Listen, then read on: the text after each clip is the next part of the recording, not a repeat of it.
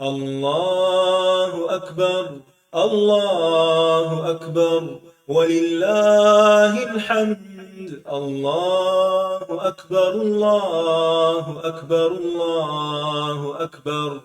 لا إله إلا الله.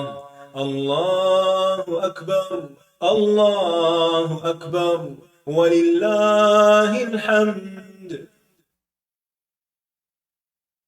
أعوذ بالله من الشيطان الرجيم. بسم الله الرحمن الرحيم. الحمد لله رب العالمين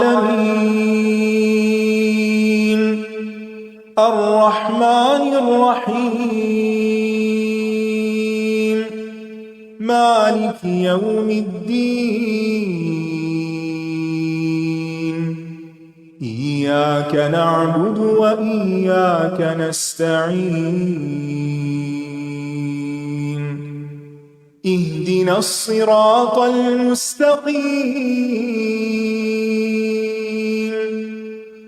صراط الذين أنعمت عليهم غير المغضوب عليهم ولا الضالين.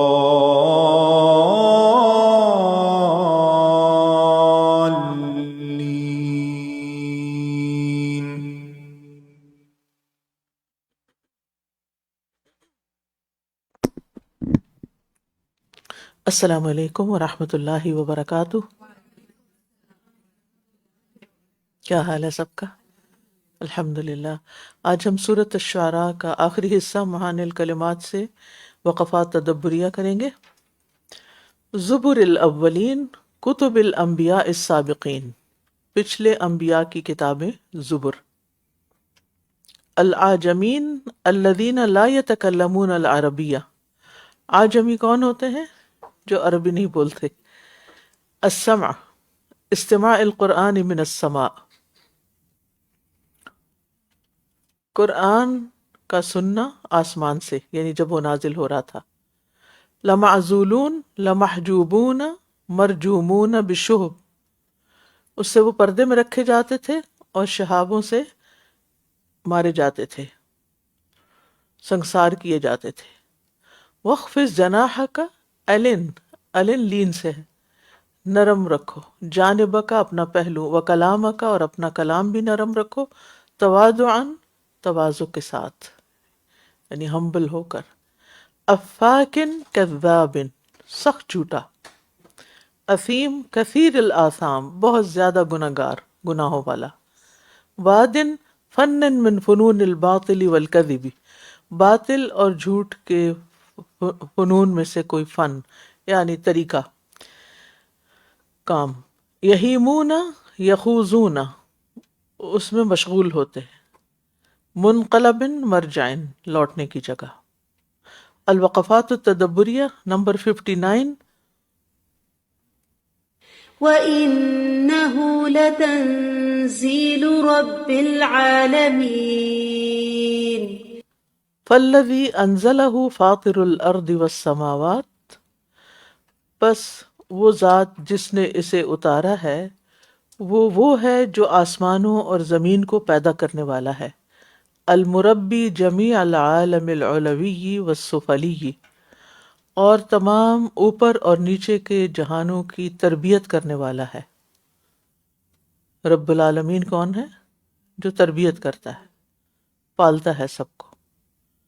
یہاں رب کا معنی انہوں نے مربی کے طور پر کیا ہے.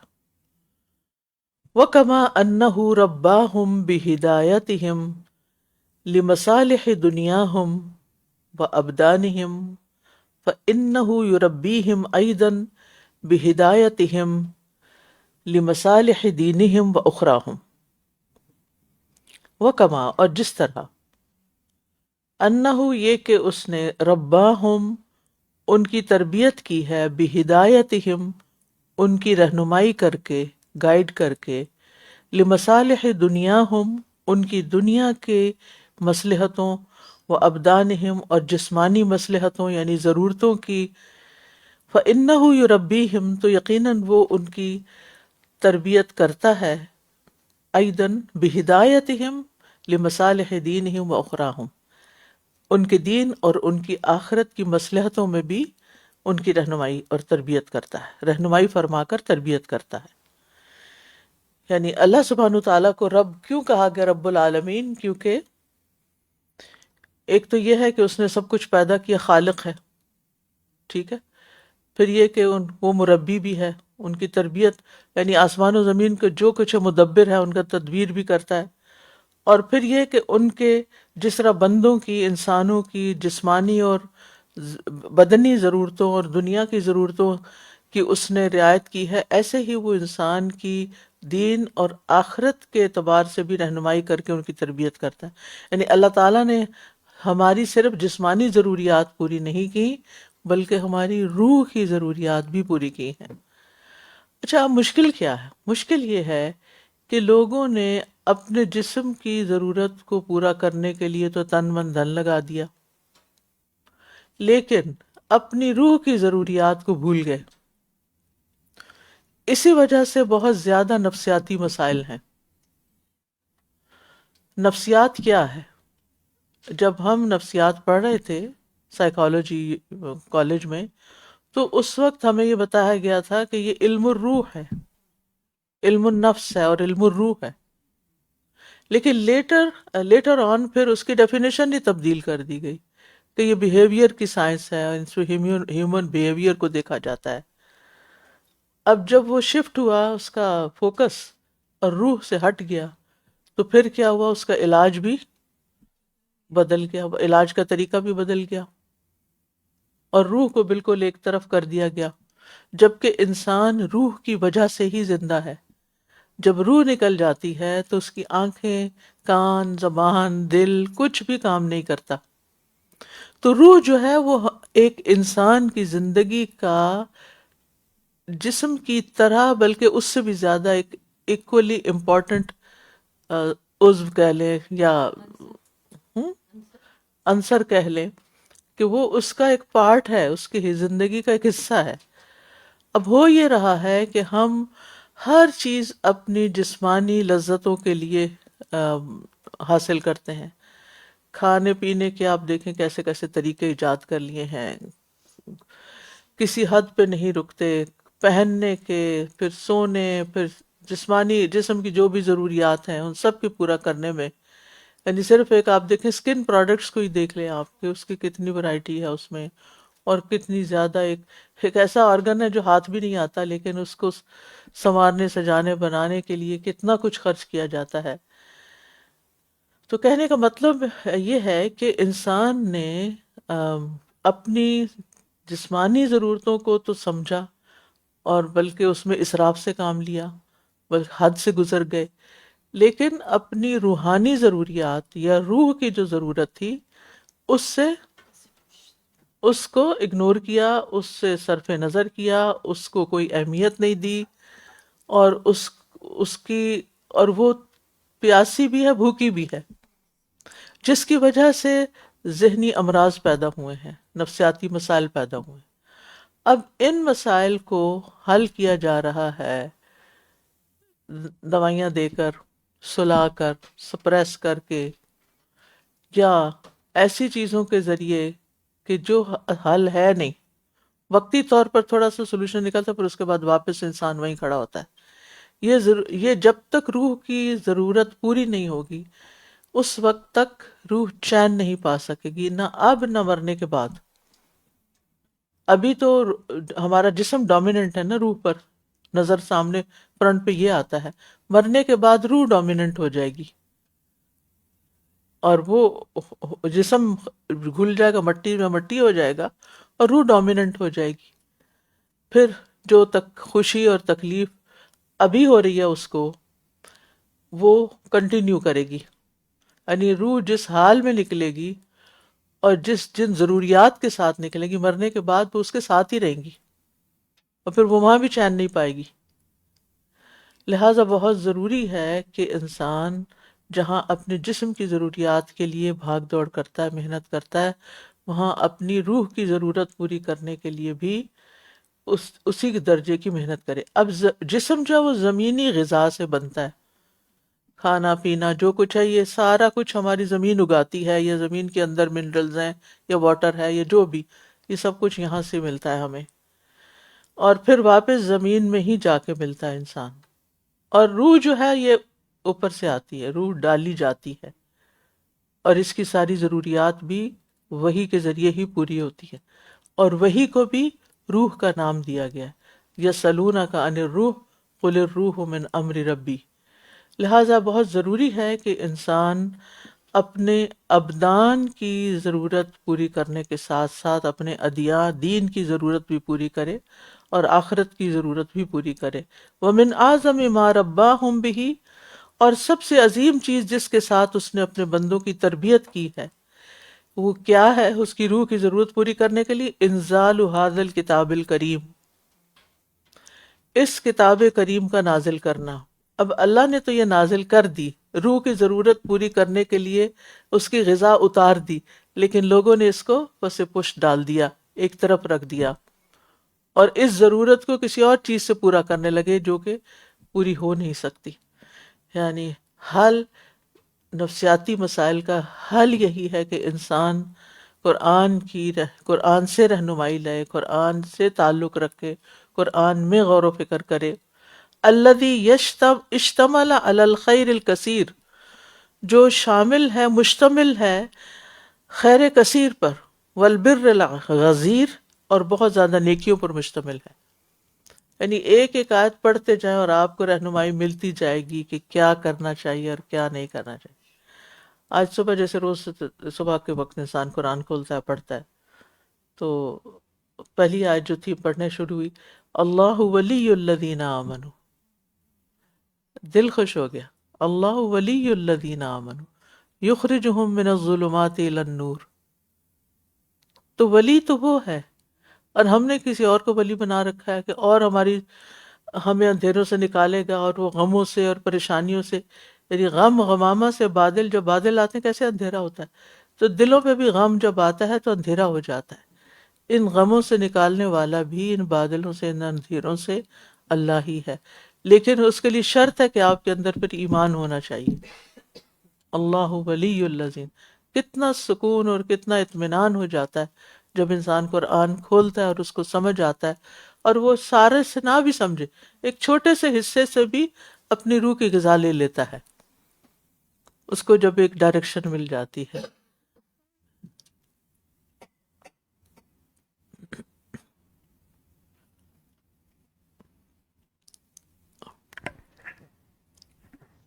سادہ جی، پرسوں دعاؤں میں جب ہم پڑھ رہے تھے تو آپ نے ریفرنس میں دیا تھا کہ اللہم آتی نفسی تقواہا، اور ان میں انت ولیہا و مولاہا. تو مجھے خیال آیا کہ نفس کے لیے ولی کا بات آئی ہے، اور یہ جو آپ نے آیت بھی بتائی، تو اس کا مطلب ہے کہ انسان اصلاً اس کی اصل جو ہے وہ نفس ہی ہے، وہ روح ہی ہے، جس کے لیے اللہ سبحانہ تعالیٰ نے زیادہ اہتمام کیا ہے. بالکل. ومن اعظم ما رباہ وفیہ من الہدایۃ لمصالح الدارین، اور اس قرآن میں دونوں جہانوں کی مصلحتوں کی رہنمائی ہے. والاخلاق الفاضلۃ، اور اخلاق فاضلہ کے لیے. ما لیس فی غیرہ، جو اس کے علاوہ کسی اور کتاب میں ہے ہی نہیں، ہے ہی نہیں، کہیں اور ہے ہی نہیں یہ چیز. کیونکہ جس نے پیدا کیا ہے اس سے زیادہ ہمیں کون جانتا ہے کہ ہماری ضرورت کیا ہے، اور اس سے زیادہ اس بات پہ قادر کون ہے کہ وہ ہماری ضرورت پوری کرے. تو اس کو چھوڑ کر ہم اگر کسی اور کے دروازے پہ جائیں گے کہ وہ ہماری ان ضروریات کو پوری کر دے، تو ٹھوکر ہی کھا کے آئیں گے، رو کے ہی لوٹیں گے، کوئی نہیں کر سکتا. جی میں سوچ رہی تھی کہ سبحان اللہ، انسان ویسے تو کتنا اپنے آپ کو عقل مند ظاہر کرتا ہے اور کتنا انٹلیکچوئل اور کیا کیا ڈسکوریز کیا کیا کچھ کرتا ہے، لیکن جو بالکل ایک بیسک چیز ہے اس کے اندر اللہ تعالیٰ نے رکھی ہے، روح، اسی کے بارے میں وہ کتنی بڑی غلط فہمی کا، کتنے بڑے مغالطے کا شکار ہے اور کیا کیا غلطی کر رہا ہے. دنیا میں کبھی ایسا نہیں ہوگا کہ ہماری گاڑی اگر خراب ہے تو ہم اسے ڈاکٹر کے پاس لے کے جائیں بجائے اس کے کہ میکینک کے پاس لے کے جائیں، لیکن روح کے علم کے لیے ہم نے اس کی ڈیفینیشن ہی بدل دی اور اس کو کچھ سے کچھ بنا دیا اور پھر اپنی ہی زندگی جو ہے خراب کر لی. السؤال، ان کی گاڑی کی مثال سے میں آلریڈی گاڑی ہی کا سوچ رہی تھی کہ ایک گاڑی ہے جو اکثر خراب ہو جاتی ہے. اور مسئلہ کیا ہے؟ بیٹری ٹھیک نہیں ہے، آئے دن ڈیڈ ہو جاتی ہے. ساری گاڑی قیمتی ہے، باڈی بھی قیمتی ہے، سارا انجن ہے، سب کچھ ہے، لیکن بیٹری خراب ہو جاتی ہے. تو میں سوچی تھی روح بھی ایک طرح سے اسی طرح ہی ہے کہ ہم اس چارج، کی تو کیئر ہی نہیں کرتے. بالکل. تو ہر تھوڑی دیر بعد بیٹری تھوڑی دیر کے لیے چارج ہوئی، کام چل گیا. اب وہ ہے کہ ایونچولی بیٹری ریپلیس کریں، نئی بیٹری ڈالیں تاکہ گاڑی کسی قابل ہو کسی جائے. کا. اور پھر یہ کہ اگر بیٹری اچھی بھی ہو اور چارج نہ کی جائے تو بھی کام نہیں چلتا. السؤال: ما الفائدة من وصف الله في هذا الموضع بأنه رب العالمین؟ اس مقام پر اللہ کا اس صفت کو بیان کرنے کا کیا فائدہ ہے، کیا مطلب ہے کہ وہ رب العالمین ہے؟ یعنی رب العالمین نے قرآن اتارا، یہ کیوں کہا گیا؟ یہ کیوں نہیں کہا گیا کہ اللہ نے قرآن اتارا؟ بس اتنا ہی کہہ دیا جاتا. یہاں اللہ کا لفظ نہیں آیا بلکہ رب العالمین کا آیا کہ یہ قرآن اس نے اتارا ہے جو سارے جہانوں کا، اوپر نیچے کے سب جہانوں کا رب ہے. اور رب کا لفظ آیا ہے جو کہ ساری ضروریات تمہاری پوری کرتا ہے. کیونکہ جی ہاں، اور ویسے بھی وہ اللہ کی ربوبیت کو مانتے تھے. اور اس میں آپ دیکھیے کہ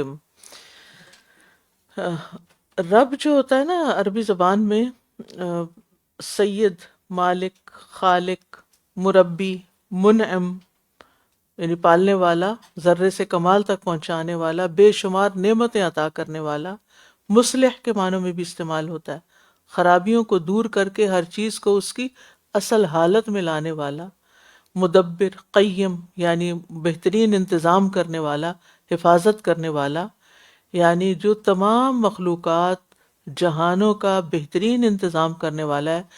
ہر طرح کی نعمتیں اس کی طرف سے ہیں، وہی ان سب کی پرورش کر رہا ہے، ان سب کو زندہ رکھے ہوئے ہے اور پھر ان کو ہدایت بھی دی. ربنا اللہ الذی آتا کل شیء خلقہ، رب ہمارا وہ ہے جس نے ہر چیز کو اس کی خلق دی. ثم ہدا، پھر رہنمائی بھی کی اس کی. اور پھر آپ دیکھیے کہ جب وہ تربیت کرتا ہے تو ایک تربیت وہ ہے جو کھانے پینے سے تعلق رکھتی ہے، یعنی کھلاتا ہے پلاتا ہے، جاندار ہو، یعنی کسی بھی طرح کا جاندار ہو، انسان ہو، حیوان ہو، سمندر میں مچھلیاں ہوں، کوئی بھی ہو، سب کو پال رہا ہے، کھلا رہا ہے، پلا رہا ہے. یہ ایک تو رب میں یہ معنی بھی آتا ہے. اور پھر یہ ہے کہ جو ایمان والے ہیں ان کی ہدایت کے ذریعے، عمل صالح کے ذریعے ان کی تربیت کرتا ہے، ان کی رہنمائی کر کے، ان کو گائیڈ کر کے. اور اسی لیے کہتے ہیں کہ ایک تربیت عامہ ہوتی ہے اور ایک تربیت خاصہ ہوتی ہے. تربیت عامہ جو ہے یہ سب کے لیے ہے، تمام مخلوقات کے لیے، کوئی جاندار ہو، بے جان ہو، مومن ہو، کافر ہو، اچھا ہو، برا ہو، سب کا رب ہے. سب کی تخلیق، رزق، دنیاوی ضروریات زندگی کی، ان کی بقا کا انتظام، بہترین انتظام ان کی، یہ سب کچھ اسی کی طرف سے. اور تربیت خاصہ جو ہے وہ پھر اس کے مومن بندوں کے لیے، اور خاص الخاص تربیت جو ہے وہ انبیاء، صدیقین، شہداء کی ہوتی ہے کہ اس میں ان کی وہ روحانی اور اخلاقی تربیت کرتا ہے اور اپنے نیک بندوں کو وہ ہدایت، ایمان کی ہدایت اور روشنی عطا کرتا ہے، ان کو دین پر ثابت قدمی عطا کرتا ہے. یعنی یہ رب جو ہے پھر جو اس کو اپنا ولی مان لیتے ہیں، جو اس کو اپنا آقا مان لیتے ہیں، رب مان لیتے ہیں، پھر وہ ان کو رہنمائی بھی دیتا ہے ہر اس معاملے میں جو ان کی ضرورت ہوتی ہے. تو اس میں آپ دیکھیں کہ اللہ تعالیٰ کی کمال حکمت بھی ظاہر ہوتی ہے اور اس کے ساتھ ساتھ یہ ہے کہ اس کی رحمت و شفقت بھی آتی ہے، کیونکہ تربیت جو ہے وہ شفقت کے بغیر نہیں ہو سکتی، رحمت کے بغیر نہیں ہو سکتی. یعنی جس کے بھی آپ درمیان، آپ مثلا ایک بلی کا بچہ ہی پالنا چاہیں اور اس کی تربیت کرنا چاہیں تو آپ اسے ڈانٹ ڈپٹ کے نہیں سکھا سکتے، اس سے پہلے محبت دینی پڑے گی، اس سے ایک بانڈنگ بنانی پڑے گی. تو اللہ سبحانہ وتعالیٰ نے بھی ہم سے پہلے کیا کیا ہے، ہمیں سب کچھ دیا ہے، اور اس کے بعد اگر ہم اس اقرار کر لیتے ہیں اس کا تو پھر وہ ہمیں مزید رہنمائی بھی دیتا ہے. اور جیسے یعنی ہر چیز کو پہلے اس نے شکل و صورت دی ہے نا، ربنا الذی آتا کل شیء خلقہ ثم ہدی، اور پھر اس کی رہنمائی بھی کی ہے. اور پھر صرف یہ نہیں کہ رہنمائی کرتی بلکہ ان کے کاموں کی تدبیر بھی کرتا رہتا ہے. ان کا رزق کہاں سے آئے گا، ان کا علاج کہاں سے ہوگا، ان کی باقی ضروریات کہاں سے پوری ہوں گی. ام، تو یہ تمام چیزیں جو ہیں یہ اور قرآن مجید میں تقریباً 1000 سے زائد مرتبہ رب کا لفظ ہے. ربی، ربنا، رب. اور ابن عباس نے تو اس کو اللہ تعالیٰ کا اسم اعظم بھی قرار دیا ہے کہ جس سے دعا کرے تو دعا قبول ہوتی ہے. اور جب انسان یا رب کہہ کے پکارتا ہے تو اللہ تعالیٰ فرماتے ہیں لبیک عبدی، جی اے میرے بندے مانگ، کیا چاہتا ہے تو مجھ سے. اور قبر میں بھی جو سوال ہوگا اس میں بھی من ربو کا، یعنی یہ نہیں پوچھا جائے گا من خالق کا، من مالک کا، نہیں، من ربو کا، اس میں سب کچھ ہی آ جاتا ہے. تو اس لیے جس رب نے ہماری ساری ضروریات پوری کی ہیں اور ضرورت ہدایت کی ضرورت اور روح کی ضروریات پوری کی ہیں، تو بندوں کو اپنے اندر کے سکون اور اطمینان اور اس ضرورت کو پورا کرنے کے لیے قرآن مجید کی طرف رجوع کرنا لازم ہے. اور اس کے لیے ہم سب محتاج ہیں. رب انی لما انزلت الی من خیر فقیر. جی. غزیر، غزارت ہوتی ہے کسی چیز کی کثرت. جیسے بارش زیادہ ہوتی ہے نا تو اس کے لیے غزیر کا لفظ آتا ہے.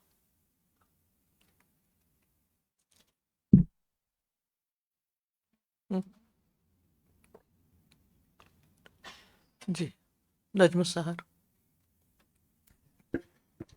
سادہ جی میں سبحان اللہ سوچ رہی تھی کہ جب بھی کبھی کوئی ورلڈلی سائنس ہم پڑھتے ہیں نا، جیسے فار ایگزامپل انوائرمنٹل مینجمنٹ کے اندر بھی ہم جب ایکو سسٹمز اینڈ جو بھی نیچرل ورلڈ کے اندر یا کوئی بھی شاید پڑھتا ہو، ایون ہمارے پروفیسرز بھی جو نان مسلمز تھے، لائک وی ور، اتنا ایک فیسینیشن والی فیلنگ آتی ہے، اتنی ایک آ اور روب کی، بیکاز کائنات ایسے سسٹمیٹک وے میں رن کر رہی ہے، اس میں ایک ذرہ، یعنی کیا کہنا چاہیے کہ آپ کا دل ہیبت سے بھر جاتا ہے کہ اس میں کوئی خلل ہی نہیں ہے. اور ما جیسے سورہ تری فی ملک خلق الرحمن من سبحان تفاوت. اللہ. تو میں آپ جو یہ جو ڈویژن کر کے بتا رہے تھے نا، اور جو یہاں پہ بھی لکھا ہوا ہے کہ دنیا کی ضروریات کو جو ہستی اتنے سفسٹیکیٹڈ مینر میں چلا رہی ہے، تو اس کو واقعی کیا نہیں پتا کہ ہماری جو روحانی ضروریات ہیں وہ کیا ہیں، اور جو اس کا علاج ہے جو اس نے ہمیں بتایا اس میں ہماری کتنی زیادہ بقا ہے، نہ صرف دنیاوی لحاظ سے بلکہ آخرت کے لحاظ سے. ہم سورہ فاتحہ بچوں کے ساتھ پڑھ رہے تھے اس ہفتے، تو رب کے اوپر ہی ہم تھوڑا سا فوکس کر رہے تھے، بٹ انشاءاللہ I'll take it back and try کہ اگر کوئی چانس ملا تو ان کے ساتھ شیئر کرنے کے لیے. بٹ دس آئیڈیا کہ واقعی جو محبت کا ایلیمنٹ ہے نا استاد، جو آپ نے کہا نا کہ شفقت کے بغیر تربیت نہیں ہو، تو اللہ ہمیں توفیق دے جو بھی ہم جس مقام پہ ہیں اللہ ہمیں صحیح کرنے کی توفیق دے. لیکن I think it's so important to develop that relationship with the creator اللہ تعالیٰ کا، کیونکہ باقی چیزیں تو واقعی آسان ہیں.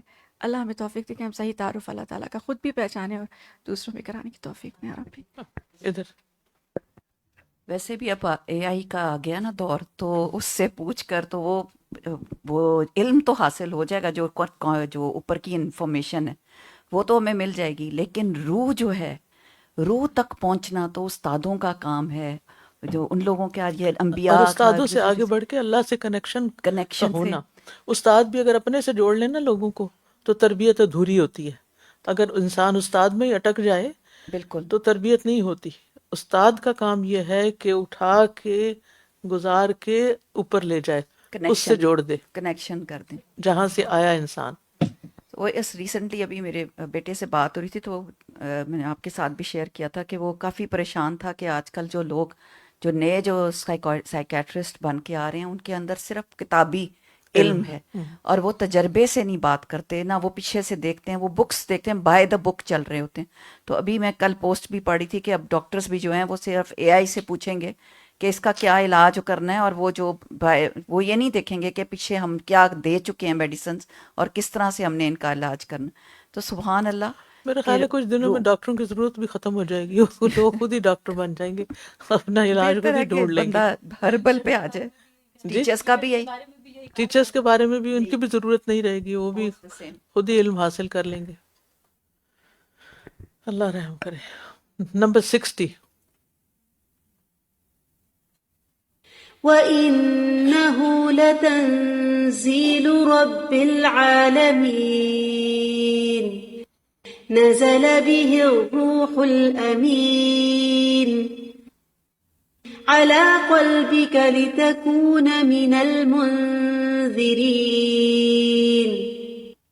بلسان عربي مبين.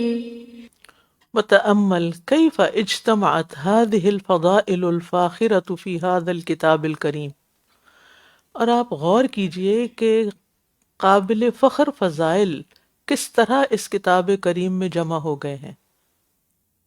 یہ اوپر جو فضائل بیان ہوئے ہیں نا ان ساری آیتوں میں، فَإِنَّهُ أَفْضَلُ الْكُتُبِ، چنانچہ یہ تمام کتابوں سے افضل ہے.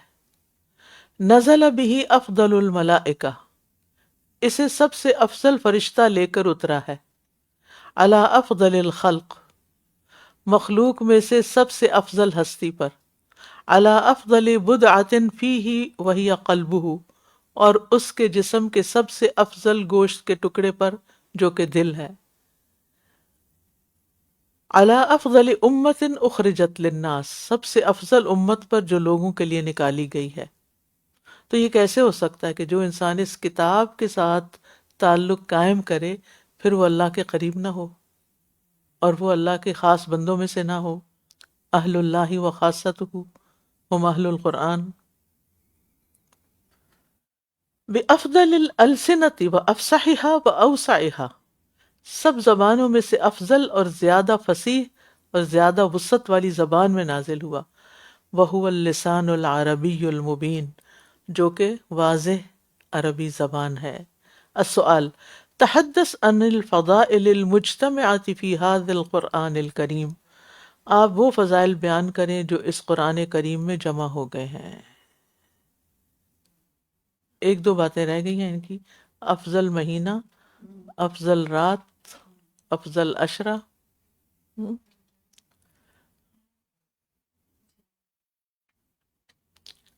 افضل نبی، نبی بھی تو سب سے افضل ہے نا، شہر بھی بالکل، اور صحابہ بھی بڑے افضل ہیں کیونکہ اللہ سبحانہ تعالیٰ نے تمام مخلوق میں اصحاب نبی کے دلوں کو افضل ترین پایا اور ان کو اپنے نبی کا ساتھی بنایا.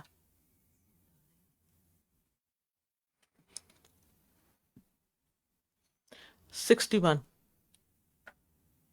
أولم يكن لهم آية أن يعلمه علماء بني إسرائيل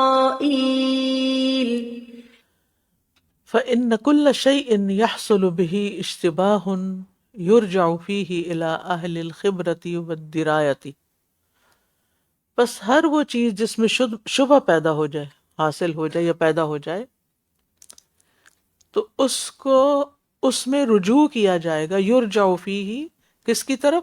الی اہل الخبرۃ، تجربہ رکھنے والے. خبرہ کہتے ہیں تجربہ کار کو، اہل الخبرہ تجربہ کار، والدرایت، اور سمجھ بوجھ سوجھ بوجھ رکھنے والے اہل علم کی طرف. یعنی جب کسی چیز کے بارے میں آپ شک میں مبتلا ہو جائیں تو یقین حاصل کرنے کے لیے اس کے بارے میں آپ اس فن یا اس علم کے ایکسپرٹ کی طرف رجوع کریں. ٹھیک ہے، یعنی جیسے اگر آپ اپنے ڈاکٹر کے پاس جاتے ہیں اور وہ پوری طرح آپ کا کیس نہیں سمجھتا تو پھر وہ آپ کو کس کی طرف ریفر کر دیتا ہے؟ اسپیشلسٹ کی طرف. ٹھیک ہے، اور بعض اوقات اسپیشلسٹ بھی نہیں مسئلہ حل کر پاتا تو پھر وہ مزید اہل الخبرہ جو ہوتے ہیں ان کی طرف کوئی بورڈ بیٹھتا ہے کوئی. فَيَكُونُ قَوْلُهُمْ حُجَّةً عَلَى غَيْرِهِمْ، تو ان لوگوں کا قول جو ہوتا ہے وہ دوسروں پر حجت ہوتا ہے، پھر ان کی بات مانی جاتی ہے. كَمَا عَرَفَ السَّحَرَةُ الَّذِينَ مَاهَرُوا فِي عِلْمِ السِّحْرِ صِدْقَ مُعْجِزَةِ مُوسَى وَأَنَّهُ لَيْسَ بِسِحْرٍ، جیسا کہ ان جادوگروں نے جو جادو کے علم میں ماہر تھے. یأتوک بکل سحار علیم، وہ آتا نا قرآن میں، یأتوک بکل سحار علیم. فرعون نے سحار یعنی ساحر نہیں، سحار اور علیم یعنی جو خوب سحر جانتے تھے، خوب ماہر ماسٹر تھے اس میں، ان سب کو اکٹھا کیا تھا پورے ملک سے. الذین مہروا فی علم السحر، جو جادو کے علم میں ماہر تھے. تو انہوں نے کیا کیا؟ عرف صدق معجزت موسیٰ، موسیٰ علیہ السلام کے معجزے کی صداقت کو پہچان لیا. وَأَنَّهُ لَيْسَ بِسِحْرٍ، اور انہیں سمجھ آ گئی کہ یہ تو سحر ہے ہی نہیں. جیسے ایک جوہری ہوتا ہے نا، تو وہ دیکھ کے دھات کو پہچان لیتا ہے کہ گولڈ ہے یا نہیں، یہ ہیرا ہے یا نہیں. فَقَوْلُ الْجَاهِلِينَ بَعْدَ هَذَا لَا يُؤْبَهُ بِهِ، پس اس کے بعد جاہل لوگوں کی بات کی کوئی پرواہ نہیں کی جائے گی. ٹھیک ہے، یعنی ان کی طرف رجوع نہیں کیا جائے گا. آئبین تائبین، وہ ادھر نہیں جانا. یؤبا. ٹھیک. السؤال، لماذا خص علم علماء بنی اسرائیل بأنه دلیل کاف علی صدق هذا القرآن، اللہ نے بنی اسرائیل کے علماء کے علم کو اس بات کے ساتھ کیوں خاص کیا کہ وہ اس قرآن کی صداقت کے لیے کافی دلیل ہیں؟ اولم یکن لہم آیۃ ان یعلمہ علماء بنی، یعنی علماء کی طرف رجوع کیا جاتا ہے نا جب کوئی مسئلہ پیش آتا ہے. تو اس دور کے علماء تو علماء بنی اسرائیل ہی تھے، تو ان کو پتا تھا کہ ہاں یہ جو کہا جا رہا ہے، جو اس میں آیا ہے وہ بالکل سچ ہے. جیسے نجاشی نے سنتے ہی کہا کہ یہ تو وہی چیز ہے جو موسیٰ پر نازل ہوئی تھی. ٹھیک ہے. جی ہاں سوال.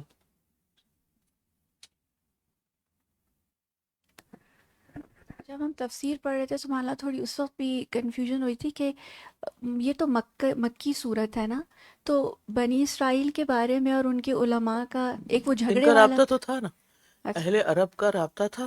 جی. ٹھیک ہے. اور پھر یہ ہے کہ بعض صورتیں ایسی ہیں جن کے بارے میں کہا جاتا ہے کہ ان میں کچھ آیات جو ہیں وہ مکی بھی ہیں، اور وہ اس کانٹیکس کے اعتبار سے وہاں زیادہ فٹ ہوتی ہیں نا جہاں وہ پھر لے آئی جاتی ہیں. اور یہ کئی صورتوں میں آتا ہے اس طرح کہ ساری صورت مکی ہے لیکن اس سے فلاں فلاں آیت مدنی ہے مثلا، یہ بھی ہوتا ہے. اس کو مزید بھی ڈیٹیل سے دیکھا جا سکتا ہے. پھر یہ ہے کہ علماء بنی اسرائیل جانتے تھے یعرفون کما یعرفون ابناہم، لیکن وہ مانتے نہیں تھے.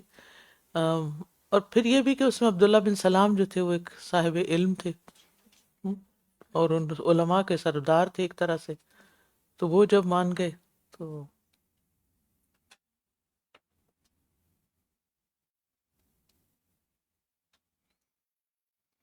نیکسٹ. فيقولوا هل نحن منظرون ای لنؤمن ونصدق، یعنی تاکہ ہم ایمان لائیں اور تصدیق کریں. یتمنون الرجعۃ والنظرۃ، یعنی وہ پیچھے وہ تمنا کریں گے. تمنون الرجع، رجع کا مطلب واپس لوٹنا، والنظر، اور اپنے عمل پر نظر ثانی کرنا. یعنی فیقولوا هل نحن منظرون کا مطلب یہ ہے کہ اگر ہمیں مہلت دی جائے تو ہم ایمان لے آئیں گے، تصدیق کریں گے، اور وہ تمنا کریں گے کہ دنیا میں واپس آ کے اپنی غلطیوں کی اصلاح کر لیں. السؤال، ای شیء یتمنى المکذب اذا نزل العذاب، جب عذاب واقع ہو جاتا ہے تو جھٹلانے والا کس چیز کی تمنا کرتا ہے؟ ایک موقع اور ملے تو میں پھر اپنے آپ کو ٹھیک کر لوں. لیکن عموماً آپ نے دیکھا ہوگا انسانوں کی نفسیات یہ ہے کہ ان کے لیے اپنا لائف سٹائل بدلنا سب سے مشکل کام ہوتا ہے. وہ بیمار بھی ہوتے ہیں اور ان کو بتایا بھی جاتا ہے یہ غذائیں اور یہ روٹین اور یہ کام تمہارے لیے ٹھیک نہیں، ان کو چھوڑو گے تو تم ٹھیک ہوگے. اس وقت جب وہ کسی پکڑ میں آتے ہیں تو اس وقت تو کہتے ہیں ہاں ہاں ہم کر لیں گے، لیکن واپس کیا ہوتا ہے؟ اسی روٹین میں آ جاتے ہیں، پھر وہی آتے ہیں پرانی. جی عادی مجرم بھی ایسے ہی ہوتے ہیں، اللہ ماشاء اللہ جس کو اللہ توفیق دے ہدایت پر لائے تو وہ ہدایت پہ آتا ہے. ای شیء یتمنى المکذب اذا نزل العذاب، جب عذاب واقع ہو جاتا ہے تو جھٹلانے والا کس چیز کی تمنا کرتا ہے؟ یتمنا الرجعۃ والنظرۃ، مہلت کی. لو ان لی کرۃ ہاں، اور ولو ان لنا کرۃ فنتبرأ منہم کما تبرؤوا منا. 63. أفرأيت إن متعناهم سنين المعنى ان مدت امہالہم لا تغنی مع نزول العذاب بعدها.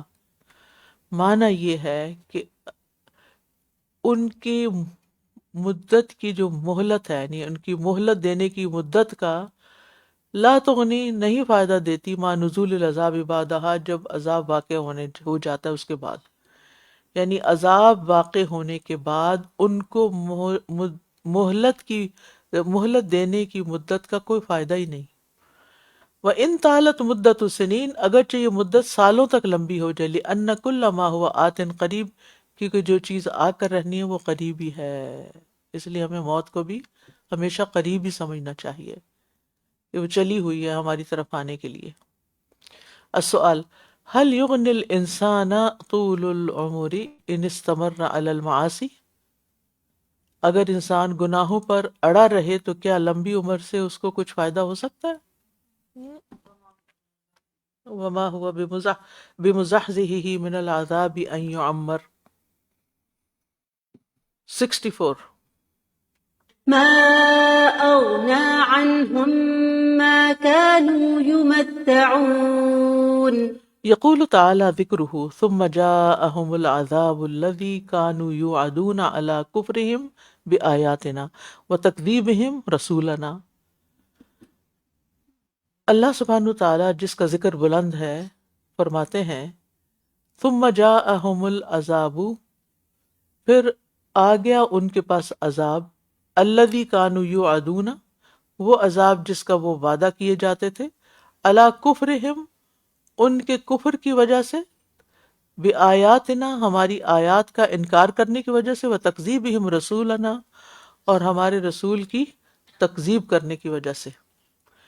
مطلب یہ ہے کہ پھر ہماری آیات کا انکار کرنے اور ہمارے رسولوں کی تکذیب جھٹلانے کی وجہ سے ان پر وہ عذاب آیا جس کا ان کے ساتھ وعدہ کیا جاتا تھا. یعنی وہ ہو گیا، جو ہونا تھا وہ ہوا. ما اغنا عنہم یقول ای شیء اغنا عنہم التاخیر الذی اخرنا فی آجالہم. اللہ تعالیٰ فرماتے ہیں کہ ان کی عمریں لمبی کر کے ہم نے ان کو جو مہلت دی تھی اس نے ان کو کیا فائدہ دیا. والمتاع الذی متعناہم بہ من الحیات، اور وہ سامان کس کام آیا جس سے ہم نے انہیں دنیا کی زندگی میں فائدہ دیا تھا. اذ لم یتوبوا، جبکہ انہوں نے توبہ ہی نہ کی.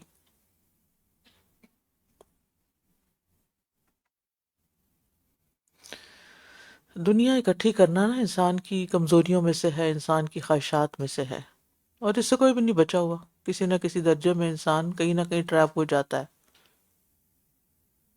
ضرورت بغیر ضرورت کے وہ سب کچھ اکٹھا کرتا رہتا ہے اور وہ سمجھتا ہے کہ یہ سب اس کے کام آنے والا ہے، اس کے فائدے کا ہے. لہٰذا وہ ان چیزوں میں اتنا مشغول ہوتا ہے، جتنا زیادہ اکٹھا کرتا جاتا ہے اتنی ہی مشغولیت بڑھتی جاتی، کیونکہ ہر چیز توجہ مانگتی، ہر چیز اٹینشن مانگتی ہے، آپ کا وقت چاہتی ہے. اگر آپ کے گھر میں زیادہ چیز ہے نا تو اس سے کیا ہوگا، زیادہ وقت مانگیں گی، صفائی کے لیے، لک آفٹر کے لیے، ترتیب کے لیے، وغیرہ وغیرہ. جتنی کم ہوں گی اتنا کم وقت لگے گا. یہ ایک سمپل سا اصول ہے. تو اب آپ دیکھیے کہ جب زیادہ چیزیں ہو جاتی ہیں یا زیادہ مال اکٹھا ہو جاتا ہے تو پھر اس میں انسان کی مصروفیت اتنی بڑھ جاتی ہے اور غلطیاں بھی زیادہ ہوتی ہیں. جتنا بولتا ہے انسان اتنی غلطیاں زیادہ کرتا ہے. تو پھر توبہ کی طرف دھیان بھی کم جاتا ہے، وقت بھی کم ہوتا ہے، فرصت ہی نہیں. یعنی کل میری ملاقات کسی ایسی خاتون سے ہوئی جن کو اللہ نے بہت چیزوں سے نوازا ہے، لیکن اس نوازش کی وجہ سے ان کی زندگی اتنی مصروف ہے کہ جو وہ زندگی میں کرنا چاہتی ہیں نہیں کر پاتی.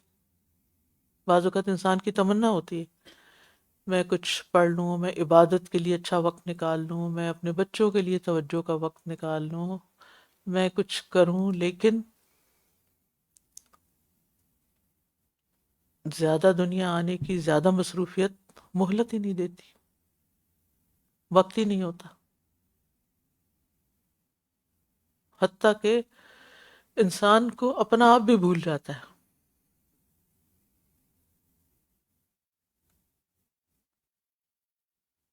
نسوا اللہ فانساہم انفسہم. اس لیے ہر چیز کی ایک لمٹ رکھنی چاہیے، اس سے آگے نہیں. یہ میرا وقت اس کام کے لیے یہ اس میں نہیں جا سکتا، یہ بھی میرے لیے ضروری ہے. وہ کہتے ہیں نا 5 چیزیں جو ہیں جس میں انسان کی اپنی ذات، ہیلتھ ہے، فیملی ہے، جاب ہے، اس کا صحت ہے، اور ایک اور پتہ نہیں ایکسرسائز ہے، یہ کیا جو بھی، وہ صحت اور جان میں ہی آ جاتا ہے شاید. اور مجھے ایگزیکٹلی وہ 5 دائرے یاد نہیں رہے. کافی عرصہ پہلے، بہت پہلے، کئی سال پہلے میں نے یہ پڑھا تھا کہ ان 5 چیزوں پر، ان 5 چیزوں کے اندر بیلنس کریں. ورک لائف بیلنس جس کو کہتے ہیں نا. یہ نہیں کہ اگر آپ ورک کر رہے ہیں یا کوئی جاب کر رہے ہیں یا کوئی بزنس کر رہے ہیں تو آپ کا 80% دن کا یا زندگی کا حصہ اس میں لگ جائے، اور باقی جو 20% ہے اس میں نہ اپنی نیند پوری ہو، نہ ڈنگ کا کھا سکیں، نہ بچوں کو دیکھ سکیں، نہ ہی آپ. ہاں، سوشل لائف وہ بھی انسان کی ایک ضرورت ہے. تو انسان کے اندر جتنی بھی چیزیں ہیں، ہماری جذباتی ضروریات بھی ہیں، ہماری جسمانی ضروریات بھی ہیں، ہماری روحانی ضروریات بھی ہیں ہماری. تو ان کے اندر اگر بیلنس نہیں ہوگا تو کہیں نہ کہیں کوئی چیز ایسی متاثر ہوگی کہ پھر انسان کسی کام کا نہیں رہے گا، اور پھر ریگریٹس ہی ہوں گے. تو ہر چیز کی نا حدود مقرر کرنے کی ضرورت ہے کہ کس کام کو میں نے کتنا وقت دینا ہے. اور اگر دوسرا کام نہیں ہے کوئی ایسا تو اس کو نکالنا چاہیے. یعنی جو ہماری زندگی میں کرنے کے کام ہیں، جیسے ریلیشن شپ بھی ہیں. بعض اوقات ایسا ہوتا ہے کہ انسان سمجھتا ہے کہ میں بہت عبادت گزار ہوں، مجھے تو بہت پسند ہے کہ میں صرف قرآن ہی پڑھتا رہوں. اس کو کوئی خبر نہیں کہ اس کے رشتہ داروں میں کون بیمار ہے، کون بھوکا ہے، کون ضرورت مند ہے، کسی کی خبر نہیں. وہ تو درست نہیں، بیلنس نہیں. یعنی آپ ضرور سارا وقت پڑھیں جتنا آپ پڑھ سکتے ہیں. ہاں، اللہ یہ کہ اب آپ کی ایج ایسی کہ آپ کسی کی خدمت کے قابل ہی نہیں رہے، آپ کے پاس کچھ مال ہی نہیں کہ آپ کسی کی مدد کر سکیں، آپ کے پاس ہمت وہ بیمار جو ہوتا ہے یا وہ اس کی تو پھر ایکسکیوز ہوتی ہے. لیکن آپ جوان ہیں، آپ ساری چیزیں جو کر سکتے ہیں. یعنی بعض اوقات بعض لوگ تو اپنے ہی بچوں کو کوئی اہمیت نہیں دیتے، لہٰذا وہ ان سے دور ہو جاتے ہیں. تو ان کے لیے بھی وقت نکالنا، اپنی صحت کے لیے وقت نکالنا، اپنی یہ ساری چیزیں لے کے چلنی چاہیے. ٹھیک ہے کسی وقت کوئی چیز زیادہ چیز ہم سے وقت لے جاتی ہے، لیکن باقیوں کو اگنور نہیں کرنا چاہیے، ورنہ انسان کا چین اطمینان لٹ جاتا ہے. تو یہ ہم میں سے ہر ایک کا نا اپنا پرسنل کام ہے. میں صرف گائیڈ لائن دے رہی ہوں کہ ان سب ایریاز کو ہمیں دیکھنا ہے. اب آپ دیکھیے کہ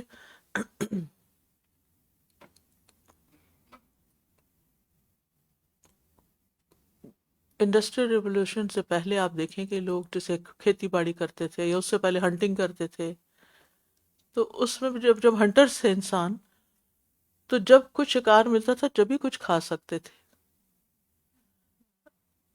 تو کھانے کے لیے کتنا وقت پھر لگتا ہوگا؟ محدود. جب جب اس کے بعد کھیتی باڑی کرنے لگے تو جو فصل آتی تھی تو پھر ہی. مجھے یاد ہے جب میرے بچپن میں ایک سال اپنے نانی کے پاس گزارا تھا، کیونکہ جہاں ہمارے والدین تھے، ہم پہلے ہوم سکولنگ کروائی والدین نے. اب ہوا یہ کہ شاید میں 7 سال کی ہو گئی تھی جب میرا پورا قرآن ختم ہوا. پھر مجھے اسکول کی، یعنی سارا دن مسجد میں گزرتا تھا، اور باقی یہ کہ لکھنے پڑھنے میں جو بیسک سکلز ہوتی ہیں. اب اتنے میں 7 سال کی ہوگی تو اسکول کا رول ہوتا ہے نا کہ 4 یا 5 سال کا بچہ داخل ہو سکتا ہے، اس کے بعد نہیں لیتے. کچھ اس طرح کا مسئلہ ہو گیا. تو اب انہوں نے کہا کہ ہم اس کو پیچھے لیں گے. انہوں نے کہا اس کو سب کچھ آتا ہے، آپ پیچھے لیں گے تو یہ تو اس کی زندگی کا 1 سال چلا جائے گا. تو پھر حل یہ نکالا گیا کہ مجھے گاؤں میں بھیج دیا جائے، جہاں میرے یعنی گاؤں کے اسکول میں مجھے انہوں نے ایکسیپٹ کرنا تھا کلاس 2 میں. میں چلی گئی. اچھا مجھے اچھی طرح یاد ہے کہ صرف جمعے کے دن ایک گوشت بیچنے والا کسی اور گاؤں سے آتا تھا، اس کا نام خلیفہ تھا. کوئی فریج نہیں تھا، کچھ نہیں تھا، صرف جمعے کے دن گوشت ملتا تھا اور وہ صرف ایک دن پکتا تھا. اور باقی دنوں میں صرف سبزی جو وہاں پر لوکل سیزنل اینڈ لوکل جس کا آج کل بہت پروپیگنڈا ہو رہا ہے کہ صحت کے لیے سیزنل اینڈ لوکل لیں، تو وہ سیزنل اینڈ لوکل ہی ملتی تھی. اگر اسی میں ہی پھر گزارا کرنا ہوتا تھا. تو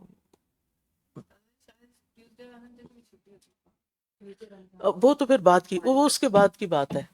یعنی یہ تو میرا بچپن کی میں بات سنا رہی ہوں. پھر اس کے بعد جب میں واپس آئی تو وہ 2 دن کا ناغہ ہوتا تھا، 2 دن گوشت نہیں ہوتا تھا. لیکن اب آپ دیکھیے کہ جب سے فریج کا کلچر آ گیا تو تمہاری ایسی تیسی کہ تم 2 دن گوشت نہ دو ہمیں تو ہم تو مہینے بھر کا لے کے رکھ لیں گے، 6 مہینے کا رکھ لیں گے لے کے.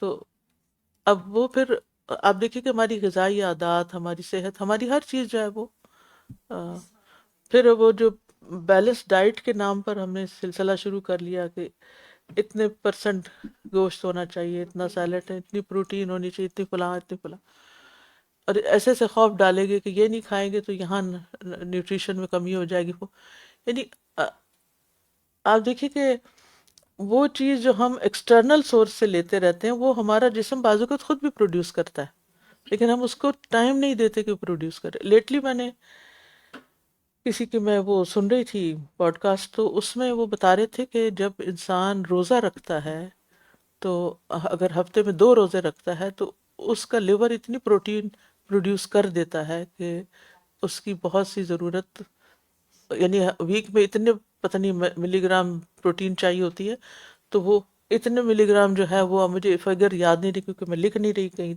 کچھ کام کرتے ہوئے سن رہی تھی، تو وہ لیور خود پروڈیوس کرتا ہے. اب ہم نہ روزہ رکھیں، نہ بھوک کاٹیں، دن میں کئی دفعہ کھائیں، وہ لیور کس وقت پروٹین پروڈیوس کرے گا؟ وہ خود فیٹ ہو گیا. فیٹی لیور کا پرابلم ہر ایک کو ہو گیا.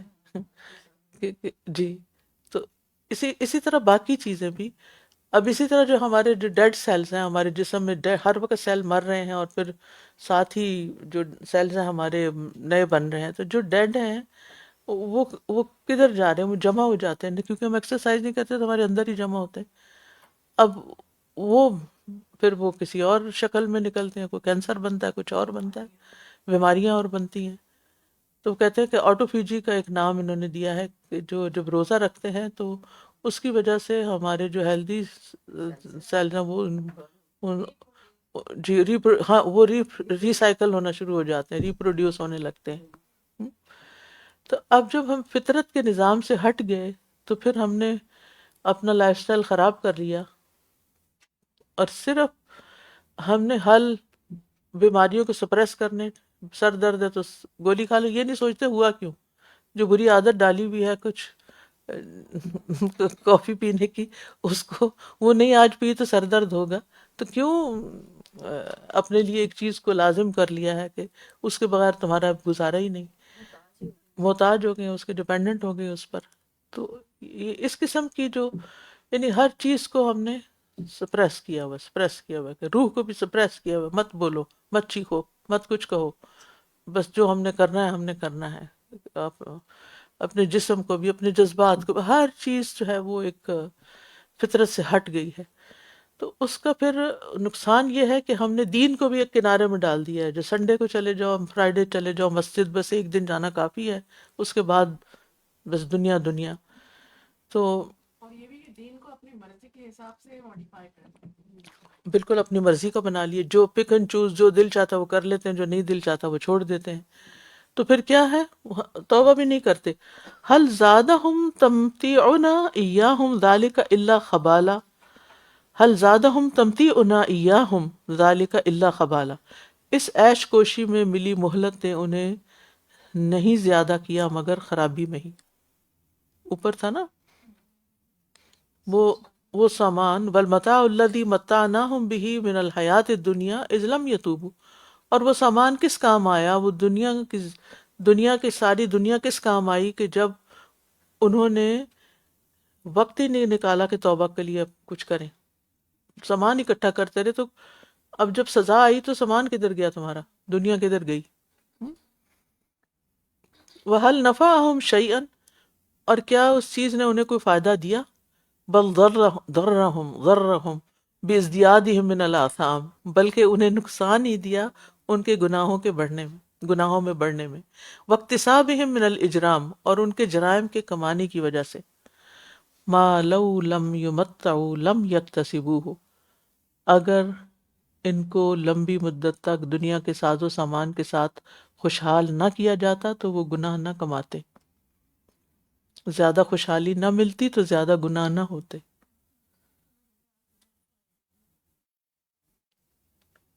السؤال طول العمر بدون عمل صالح ہلاک و عذاب. بین ذالک. عمل صالح کے بغیر لمبی عمر ہلاکت اور عذاب ہے، اس کو واضح کیجیے. جتنا زیادہ جیے گا اتنے زیادہ گناہ اکٹھے کرے گا انسان.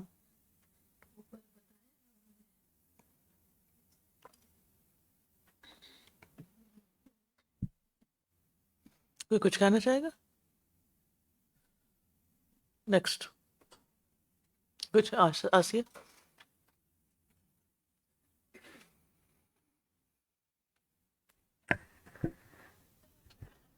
ایسا لگتا ہے استاذہ جی کہ یہ جو زیادہ مال و متاع ہونے کی طلب اور یہ بھوک، یہ چیز، یہ جو سارا مٹیریلزم کے ذریعے ہمارے اندر ڈال دی گئی ہے معاشرتی سطح پر، یعنی جس کے پاس کم ہے نا، وہ مسلسل اتنی زیادہ دو چیزوں، ایک احساس محرومی اور ایک وہ کہتے ہیں آنکھیں بند کر کے صرف وش لسٹ بڑھاتے جانی ہے اور ان کے پیچھے کیسے چلنا ہے یہ چل رہا ہے.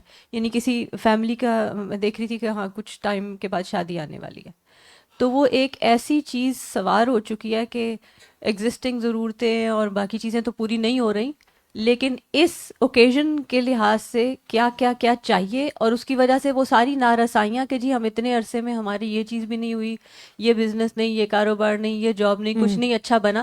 وہ جو ایک سینس آف ڈیپریویشن ہے اس سے نکل نہیں پا رہے، اور ان کا خیال ہے کہ صرف زیادہ ہونا ہی بس زندگی ہے.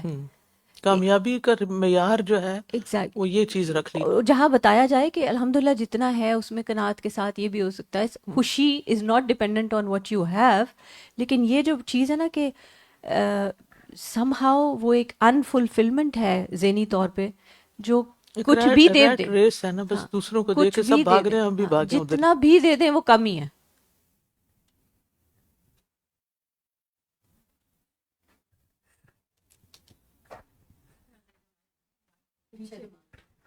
پیچھے شائلہ جی کو دے کر آئیں.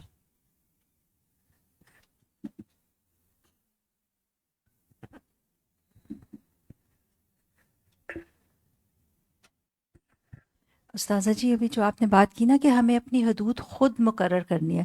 اب یہ جتنے ڈاکٹرز ہیں بیچارے دن رات محنت، اور سیٹرڈے بھی کام ہو رہا ہے، سنڈے بھی کام ہو رہا ہے. کتنے جیسے ہمارے جاننے والوں میں ہیں جو ڈاکٹرز کے بچے، وہ کہتے ہیں ہمیں ڈاکٹر نہیں بننا کیونکہ ہم نے اپنے پیرنٹس کو اتنا بزی دیکھا ہے. اور اس کے مقابلے میں آئی پرسنلی نو سمبڈی، انہوں نے کہا کہ میں نے ڈیسائیڈ کیا کہ ہفتے میں 4 دن کام کروں گا. آئی ہیو کیلکولیٹڈ مائی ایوری تھنگ، اور مجھے لگا کہ میں کمفرٹیبل لائف اپنے 4 دن کے کام میں کر سکتا ہوں. اور 5واں دن ہی ڈیڈیکیٹڈ دیٹ ڈے کہ میں فری میں کاؤنسلنگ کروں گا. سائیکالوجسٹ ہیں وہ، فری میں کاؤنسلنگ کروں گا لوگوں کی جو افورڈ نہیں کر سکتے ایکسپینسو سیشنز، پلس مسجد کے بورڈ میں جا کے شامل ہو گئے. وہ کافی ایک بڑی ذمہ داری تیاری ہوتی ہے کہ وہ وہاں سے میں نے اب ٹائم آف لیا تو اب میں یہ کروں گا. اور یہ جو سوشلائزنگ بھی ہے نا ہم نے رکھا ہوا ہے کہ سیٹرڈے کو ادھر جانا ہے، سنڈے کو اس کو بلانا ہے، اس میں بھی آپ کو خود ہی لمٹ کرنا ہے کہ ایک بالکل دن ہفتے کا میرا جو ہے وہ اپنا ہو، اس دن مجھے نہ کہیں جانا ہے نہ مجھے کسی کو بلانا ہے. I want to spend time with my family اور سب. تو آپ نے بالکل درست فرمایا کہ ہمیں خود اپنی حدود جو ہیں وہ متعین کرنی. متعین کریں. جی ٹائم مینجمنٹ بالکل. جی نیکسٹ 65. فلا تدع مع الله إلها آخر فتكون من المعذبين. خطب به النبی صلی اللہ علیہ وسلم مع استحالة صدور المنہی عنہ علیہ الصلاۃ والسلام تہییجا وحثا لازدیاد الاخلاص. خطبہ خطاب کیا گیا ہے، بھی اس کے ساتھ، النبی صلی اللہ علیہ وسلم نبی صلی اللہ علیہ وسلم سے، ما استحالتی باوجود محال ہونے کے، صدور المنہی عنہ علیہ الصلاۃ والسلام اس بات سے کہ آپ صلی اللہ علیہ وسلم سے یہ بات سرزد ہو سکتی ہے جسے روکا گیا. یعنی نبی صلی اللہ علیہ وسلم نے تو اللہ کے ساتھ کسی کو الہ نہیں پکارنا تھا نا، اوپر آیت سے کنیکٹ کرنے بات کو. تہییجن و حثن، ان کو ترغیب دینے کے لیے، دونوں کا ایک ہی معنی بنتا ہے، لازدیاد الاخلاص، تاکہ اخلاص بڑھ جائے.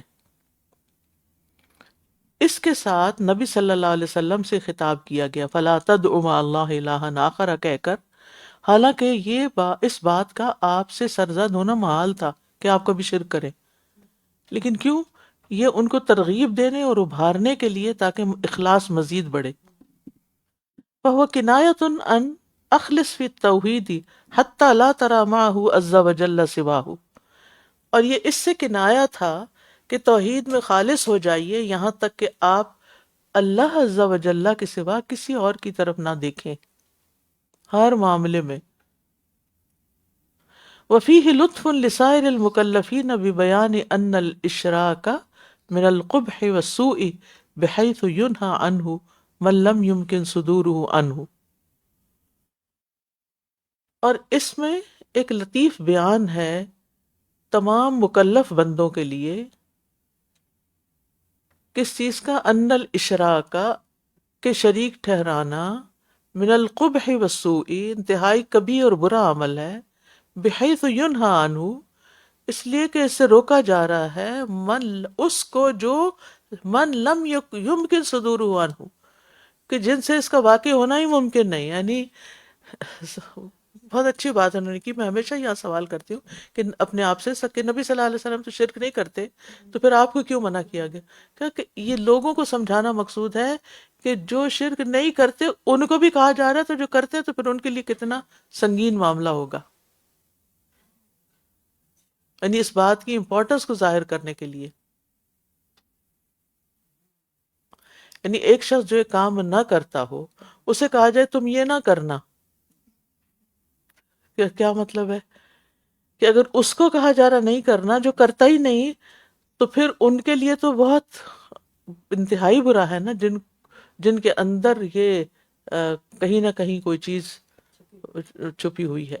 فَكَيْفَ بِمَنْ عَدَاهُ، تو ان کے علاوہ اور لوگوں کا کیا حال ہوگا. السؤال ما فائدۃ مخاطبۃ النبی صلی اللہ علیہ وسلم بالنہی عن الشرک مع استحالۃ صدورہ عنہ. نبی صلی اللہ علیہ وسلم کو شرک سے منع کیا جا رہا ہے حالانکہ آپ سے شرک کا ارتکاب محال ہے، ناممکن ہے. اس کا کیا فائدہ ہے؟ اس کا کیا مطلب ہے؟ اوپر بیان ہوگی. نیکسٹ 66. وأنذر عشيرتك الأقربين. وهذا لا ينافي امرہ بانذار جمیع الناس، یہ حکم تمام لوگوں کو ڈرانے کے حکم کے منافی نہیں ہے. اس کا یہ مطلب نہیں کہ صرف رشتہ داروں کو ہی ڈراتے رہو اور باقی کسی کو نہیں. یعنی رشتہ داروں کی بات کرنے کا مطلب یہ نہیں کہ کسی اور کا انذار نہیں کیا جائے گا. کما اذا امر الانسان بعموم الاحسان ثم قیل احسن الى قرابتک، جیسے انسان کو پہلے عمومی احسان کا حکم دیا جاتا ہے، پھر اس سے کہا جاتا ہے کہ اپنے قریبی رشتہ دار کے ساتھ اچھا سلوک کرو. فیکون ھذا خصوصا دالا علی التاکید و زیادت الحق، تو تب یہ ایک خاص حکم ہوگا جو تاکید پر اور قریبی رشتہ دار کے حق کے زیادہ ہونے پر دلالت کرتا ہے. ٹھیک، یعنی سب اگر کہا جائے نا کہ ہم سب کو اپنے رشتہ داروں کے ساتھ، ہمیں سب لوگوں کے ساتھ احسان کرنا چاہیے، عام بات کر لی، پھر کہا خاص طور پہ رشتہ داروں کے ساتھ. ٹھیک، یہ مطلب یہ ہے کہ یہاں آپ کے رشتہ داروں کا کیوں ذکر کیا گیا ہے؟ کیا آپ کا کام صرف رشتہ داروں کو ہی کرنا تھا یا کوئی اور بھی آپ کے ذمہ کام تھا؟ سب کو کرنا تھا، لیکن رشتہ داروں کو خاص کیا گیا تاکیداً کہ ان کا حق زیادہ ہے. لیکن ہم آج کے مبلغ مدرس اپنے رشتہ داروں کو چھوڑ کے دنیا بھر کی اصلاح کا ذمہ لیے ہوئے ہیں، بالکل الٹ کر رہے ہیں. وہ محاورہ چیریٹی بگنز ایٹ ہوم، گھر سے شروع کریں، ان کو فراموش نہ کریں، ان کو اگنور نہ کریں. ٹھیک ہے نا؟ سمجھ آ گیا؟ السؤال هل يفهم من هذه الآية أن دعوة النبي صلى الله عليه وسلم خاصة بقومه؟ هل يفهم، کیا اس سے یہ سمجھا جائے گا کہ نبی صلی اللہ علیہ، اس آیت سے یہ سمجھا جائے گا کہ نبی صلی اللہ علیہ وسلم کی دعوت آپ کی قوم کے ساتھ ہی خاص تھی، آپ کے گھرانے کے ساتھ ہی خاص تھی؟ نہیں، یہ نہیں سمجھا جائے گا، بلکہ عام کے بعد خاص کا ذکر ہے اور اہمیت بتانا مقصود ہے. نمبر 67. واخفض جناحك لمن اتبعك من المؤمنين فإن عصوك فقل إني بريء مما تعملون.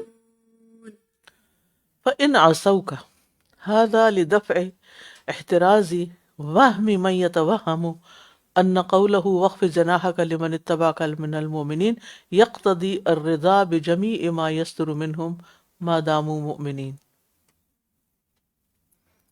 یہ آیت کریمہ ان لوگوں کے وہم کی تردید کرتی ہے جو کہتے ہیں کہ اللہ تعالیٰ کا ارشاد اہل ایمان سے صادر ہونے والے ہر فعل پر رضا اور خوشی کا تقاضا کرتا ہے، یعنی کچھ بھی کریں تو ان سے اللہ راضی راضی ہے. جی، فدفع ھذا بھذا، بس اس وہم کو اس بیان کے ذریعے دور کیا جا رہا ہے. کچھ لوگ یہ سمجھتے ہیں نا کہ ہم امت محمد ہیں صلی اللہ علیہ وسلم، سمجھتے ہیں نا، لہذا ہم بخشے ہوئے ہیں، اس کی تردید ہو رہی ہے یہاں. فَإِنْ عَصَوْكَ فَقُلْ إِنِّي بَرِيءٌ مِّمَّا تَعْمَلُونَ، اگر نہیں بات مانتے تو آپ کہیں میں بری ذمہ ہوں جو تم کر رہے ہو. واضح؟ الا من ابا، کل امتی يدخلون الجنۃ الا من ابا. قیل من ابا، کس نے انکار کیا؟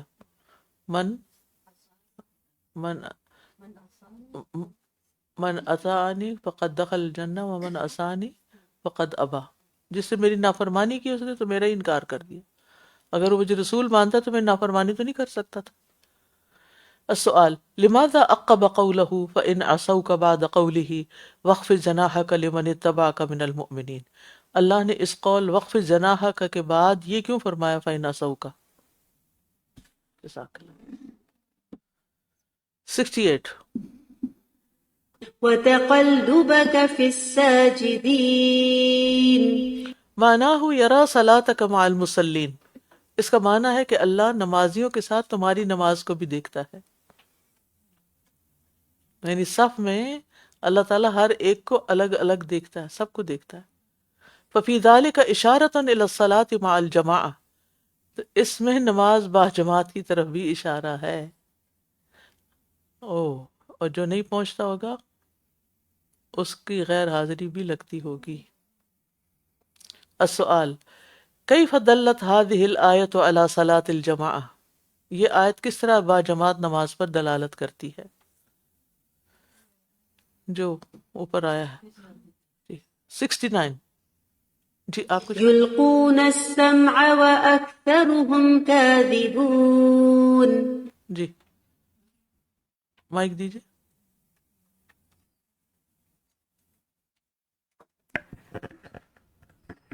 یہ جو آیت پچھلی والی تھی وقفت جناح لمن اتبعک من المؤمنین، اس سے مجھے خیال آ رہا تھا کہ یہاں پہ ڈسٹنگوش کر دیا گیا ہے کہ صرف ایمان لے آنا کافی نہیں ہے، اتباع اور عصیان یہ دو چیزیں ہیں جو بیسکلی ان کے درمیان ہیں. اگر آپ نے اتباع کیا تب ٹھیک ہے، تب آپ کو نبی صلی اللہ علیہ وسلم کی طرف سے وہ بھی ملے گا کہ وقفت جناحک، اور اگر اتباع نہیں کیا عصیان میں چلے گئے تو پھر نبی صلی اللہ علیہ وسلم بھی بری ہیں.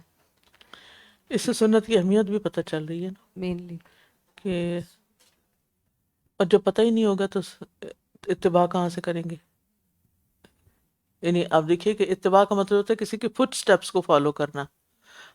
اگر راستے میں فٹ سٹیپس کھو گئے، وہ کہیں اور نکل گئے اور آپ کہیں اور نکل گئے، تو آپ تو منزل تک نہیں پہنچ سکتے. آج صبح ہی فیملی کا ایک گروپ میں وہ وہاں پہ ابھی 12 ربیع الاول گزری ہے شاید، تو اس کے متعلق کافی سارے سٹکرز اور کافی کچھ اس طرح کی چیزیں آئی ہوئی تھی. تو پھر کچھ یہی آیت نبی صلی اللہ علیہ وسلم کے متعلق قُلْ إِن كُنتُمْ تُحِبُّونَ اللَّهَ فَاتَّبِعُونِی، اور ایک حدیث، اور اس کے ساتھ تھوڑی سی کچھ بات میں نے پھر اس میں ڈالی کہ یعنی خالی یہ سٹکرز اور ان چیزوں سے کیا بنے گا جب آپ کو تھوڑا سا اس سے کنیکٹ ہونے کی ضرورت ہے. ایک بات اور بھی، نبی صلی اللہ علیہ وسلم کی ولادت 12 ربیع الاول کو ہو ہی نہیں سکتی. 12 ربیع الاول کو تو آپ کی وفات ہوئی تھی، دیٹس فار شور. ٹھیک ہے، یہ پکی بات ہے، یہ تاریخ میں ریکارڈڈ ہے.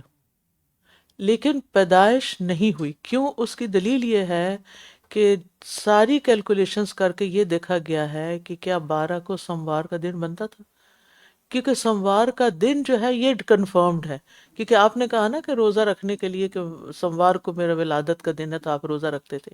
ٹھیک، لیکن یا 2 ربیع الاول کو اس سال یعنی کہ آپ کی سوموار کا دن بنتا تھا یا 9 کو، تو آپ کی ولادت یا 2 کو ہوگی یا 9 کو ہوگی، 12 کو تو ہے ہی نہیں. اور ساری قوم 12 کو خود سے خود بنائے بیٹھی ہے، کیونکہ جو باتیں یہ جو بدعات ہوتی ہیں ان کی کوئی بیس نہیں ہوتی. اور دوسرا بھی یہ بھی بات استاد جی کہ جب آپ اپنے گھر والوں میں کوئی وہ میں فوت ہوتا بھول ہے، ہی گئی، مجھے لنک بھیجیں. کوئی فوت ہوتا ہے کوئی اپنے ہمارے گھر والوں میں سے، اور کوئی فوت ہوا ہوتا ہے اس دن، تو ہمارا کیا ہماری کیفیت ہوتی ہے اس شادیاں دن؟ کینسل کر دی جاتی ہیں. اللہ اکبر، وہ دن ہم کیسے مناتے ہیں؟ میں ابھی ریسنٹلی کسی کو جانتی ہوں، ان کے والد صاحب بہت فوت ہوئے تھے، تو وہ بچیاں، میں کہتی ہوں ان کی شادیاں نہیں ہوئی، ابھی ینگ ہیں بچیاں، جس طرح انہوں نے سوگ سے سارا دن گزارا کہ اگر ہمارے ڈیڈ ہوتے تو آج اس طرح ہوتے.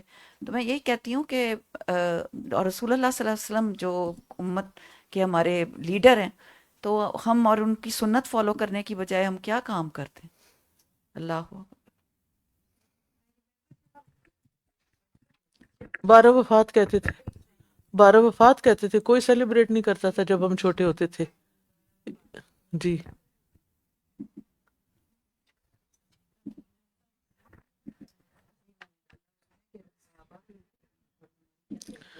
سیلیبریٹ نہیں کرتا تھا جب ہم چھوٹے ہوتے تھے. جی جی آن لائن میں سے کوئی اگر مجھے کائنڈلی میرا مائک انمیوٹ کیجیے. سیلیبریٹ نہیں کرتا تھا جب ہم چھوٹے ہوتے تھے. جی جی آن لائن میں سے کوئی اگر مجھے کائنڈلی میرا مائک انمیوٹ کیجیے. سیلیبریٹ نہیں کرتا تھا جب ہم چھوٹے ہوتے تھے. جی بکسار. نیکسٹ. نہیں، ڈیلے کے علاوہ کوئی شاید ایڈمن کہیں ادھر ادھر ہے. ہوسٹ يلقون السمع وأكثرهم كاذبون. یلقون بمعنی یلقون المسموع. یلقون کا معنی ہے وہ سنی ہوئی باتوں کو کاہنوں تک پہنچاتے تھے. والضمیر یحتمل ایضا علی ھذا ان یکون للشیاطین. اس بنا پر اس بات کا امکان ہے کہ یہ ضمیر شیاطین کے لیے ہو، لِأَنَّهُمْ يُلْقُونَ الْكَلَامَ إِلَى الْكُهَّانِ، کیونکہ وہی ہیں جو کاہنوں کی طرف بات ڈالتے ہیں. ٹھیک ہے. او یکون للکہان، یا پھر یہ کاہنوں کے لیے ہو، لِأَنَّهُمْ يُلْقُونَ الْكَلَامَ إِلَى النَّاسِ، کیونکہ وہ لوگوں کی طرف باتیں ڈالتے ہیں، جھوٹ موٹ. وَأَكْثَرُهُمْ كَاذِبُونَ، یعنی الشیاطین او الکہان، اکثر ان کے جھوٹے ہیں یعنی شیطان یا کاہن. لِأَنَّهُمْ يَكْذِبُونَ فِي مَا يُخْبِرُونَ بِهِ عن الشیاطین، کیونکہ وہ شیاطین کی طرف سے ملنے والی خبروں میں جھوٹ بولتے ہیں. السؤال من أين جاء كذب الكهنة والعرافين، نجومیوں اور کاہنوں کو جھوٹی باتیں کہاں سے ملتی ہیں؟ جی شیاطین سے. نیکسٹ 70. ألم تر أنهم في كل واد يهيمون یقول فی کل لغو یخوضون ولا یتبعون سنن الحق. اللہ تعالیٰ فرماتا ہے کہ وہ ہر لغو بات میں بحث کرتے ہیں، یعنی ہر بات میں بحث سے کا لفظی ترجمہ بنتا ہے، یعنی اس میں مشغول ہو جاتے ہیں، ہر لغو میں مشغول ہو جاتے ہیں اور حق کے طریقوں کی پیروی نہیں کرتے. لِأَنَّ مَنِ اتَّبَعَ الْحَقَّ، کیونکہ جو حق کی پیروی کرتا ہے، وَعَلِمَ أَنَّهُ يُكْتَبُ عَلَيْهِ، اور وہ جانتا ہے کہ وہ اس کے خلاف لکھ دیا جائے گا، ما یقولہ تثبت، تو وہ تحقیق کر کے ہی کچھ کہے گا. ٹھیک ہے. ولم یکن ہائما یذهب علی وجہہ لا یبالی ما قال، اور جدھر کو منہ ہے وہ ادھر کو نہیں چل پڑے گا کہ اس کو پرواہ ہی نہ ہو کہ وہ کیا کہہ رہا ہے. یہ بڑی اہم بات کی گئی ہے. ٹھیک. یعنی شعراء جو ہیں عام طور پر اس بات کی فکر نہیں کرتے کہ جو وہ کہہ رہے ہیں اس میں سچ کتنا ہے یا وہ حق ہے یا نہیں. انہوں نے تو بعض اوقات کچھ لوگ تو صرف الفاظ کو لے کے وہ جوڑ توڑ کرتے رہتے ہیں، یہ نہیں سوچتے کہ ان کا اثر کیا ہوگا، نتیجہ کیا نکلے گا. لیکن جو حق کی پیروی کرتا ہے وہ کہتا ہے کہ جو میں نے بولا وہ میرے خلاف نہ حجت بن جائے. وَلَمْ يَكُنْ هَائِمًا يَذْهَبُ عَلَى وَجْهِهِ لَا يُبَالِي مَا قَالَ، اور جدھر کو منہ ہے ادھر کو نہیں چل پڑے گا کہ اس کو پرواہ نہ ہو کیا کہہ رہا ہے. السؤال ما تقول فی من یخوض مع کل خائض، آپ اس شخص کے بارے میں کیا کہیں گے جو ہر بحث کرنے والے کے ساتھ مشغول ہو جائے. وَيَتَكَلَّمُ بِمَا شَاءَ، اور جیسے چاہے باتیں کرے. وَلَا يَتَّبِعُ الْحَقَّ، اور حق کی پیروی نہ کرے. اللہ ہمیں اس سے بچا کے رکھے، کیونکہ یہ چیز بھی بہت عام ہو گئی ہے کہ لوگ کوئی کسی محفل میں بات کر رہا ہے تو وہ اپنا اوپینین ظاہر کرنا ضروری سمجھتے ہیں کہ ہر حال میں ہم نے اپنی بات کرنی ہے، اور بعض اوقات بالکل لا یعنی باتیں ہوتی ہیں اور بات سے بات، بحث سے بحث، لڑائی سے لڑائی، فتنہ فساد، کہاں سے کہاں تک معاملات پہنچ جاتے ہیں. قرآن پڑھا دیں. جی ہاں بالکل. چلیے آن لائن سے لیتے ہیں. اگر ریفلیکشن یہ سارے ختم ہو گئے ہیں وقفات تدبریہ، تو اگلے حصے پہ جانے سے پہلے اگر آپ میں سے کوئی بھی کچھ کہنا چاہے، کوئی اپنے ریفلیکشن دینا چاہے تو موسٹ ویلکم. جی مریم سلیم.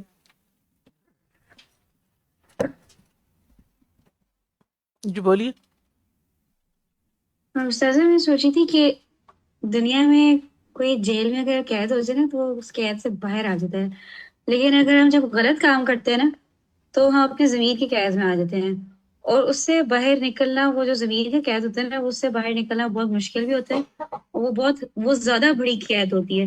تو ہمیں کوئی بھی کام کرے نا تو ہمیں یہ دیکھنا چاہیے اس کا کانسیکوینس کیا ہوگا، اس کا اینڈ کیا ہوگا، اس کو سامنے رکھ کے کرنا چاہیے. کہیں ایسا نہ ہو کہ ہم اپنے ضمیر کی قید میں ٹریپ ہو جائیں. جی ہاں، اسے پھر ریگریٹس ہوتے ہیں نا انسان کے اندر، اور ایک پریشانی اس کو لاحق ہو جاتی ہے.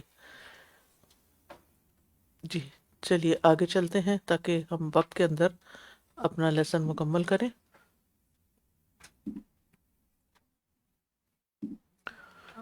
العمل بالآیات 26. اکتب رسالتاً، انہوں نے بہت میسج لکھنے کو کہا، انہوں نے بہت سے میسج لکھنے کا ہوم ورک دیا ہوا آپ لوگوں کو. آئی ڈونٹ نو آپ کرتے ہیں کہ نہیں. اکتب رسالتاً تنصح فیہا مسلماً بتذکیرہ بآیت من آیات القرآن الکریم، آپ کوئی ایسا میسج لکھیں، خط لکھیں جس میں آپ قرآن کریم کی آیات میں سے کسی آیت کے ساتھ کسی مسلمان کو نصیحت کریں۔ تو آپ یہ بھی کر سکتے ہیں نا کہ جن کو اللہ نے لکھنے کی صلاحیت دی ہے، کلاس کے بعد کچھ نہ کچھ ریفلیکشن، چاہے 4 لائنیں ہی لکھا کریں، تو وہ لکھ کے تو ہم پوسٹ کر دیں گے اب گروپ کسی میں، چینل پہ، تو بہت سارے لوگ اس کو پڑھ کے فائدہ اٹھاتے ہیں۔ اس میں ہم کتنے میسج دن میں لکھ رہے ہوتے ہیں نا، بہت سارے لکھ رہے ہوتے ہیں، تھوڑا سا ٹائم قرآن کے لیے بھی نکال لیا کریں۔ بلکہ میں سمجھتی ہوں کہ جیسے آپ نے اسکول میں شروع کیا نا نجم صاحب، تو بچوں سے ڈیلی کچھ نہ کچھ لکھوائیں، کیونکہ لکھنے سے علم پختہ بھی ہوتا ہے اور لکھنا بھی آتا ہے، اور پھر یہ بھی پتہ چلتا ہے کہ ان کو سمجھ کتنی آئی۔ اور نیکسٹ ڈے بھی یہ بھی کر سکتے ہیں کہ کسی ایک بچے سے کہیں اچھا جو کل آپ نے لکھا ہے گھر جا کے لکھنے کو کہیں، یعنی ہوم ورک کے طور پر یہ کام دیا جا سکتا ہے، یعنی جرنل لکھنے کی عادت ڈالیں یا جو بھی طریقہ آپ اختیار کریں، تو یا پھر اپنے انسٹا پہ یا جہاں بھی وہ لوگ ہیں کچھ نہ کچھ پوسٹ کریں۔ بڑی شرم آئے گی ان کو، کریں گے نہیں، کیونکہ جو کچھ وہ کر رہے ہیں اس کے ساتھ میچ نہیں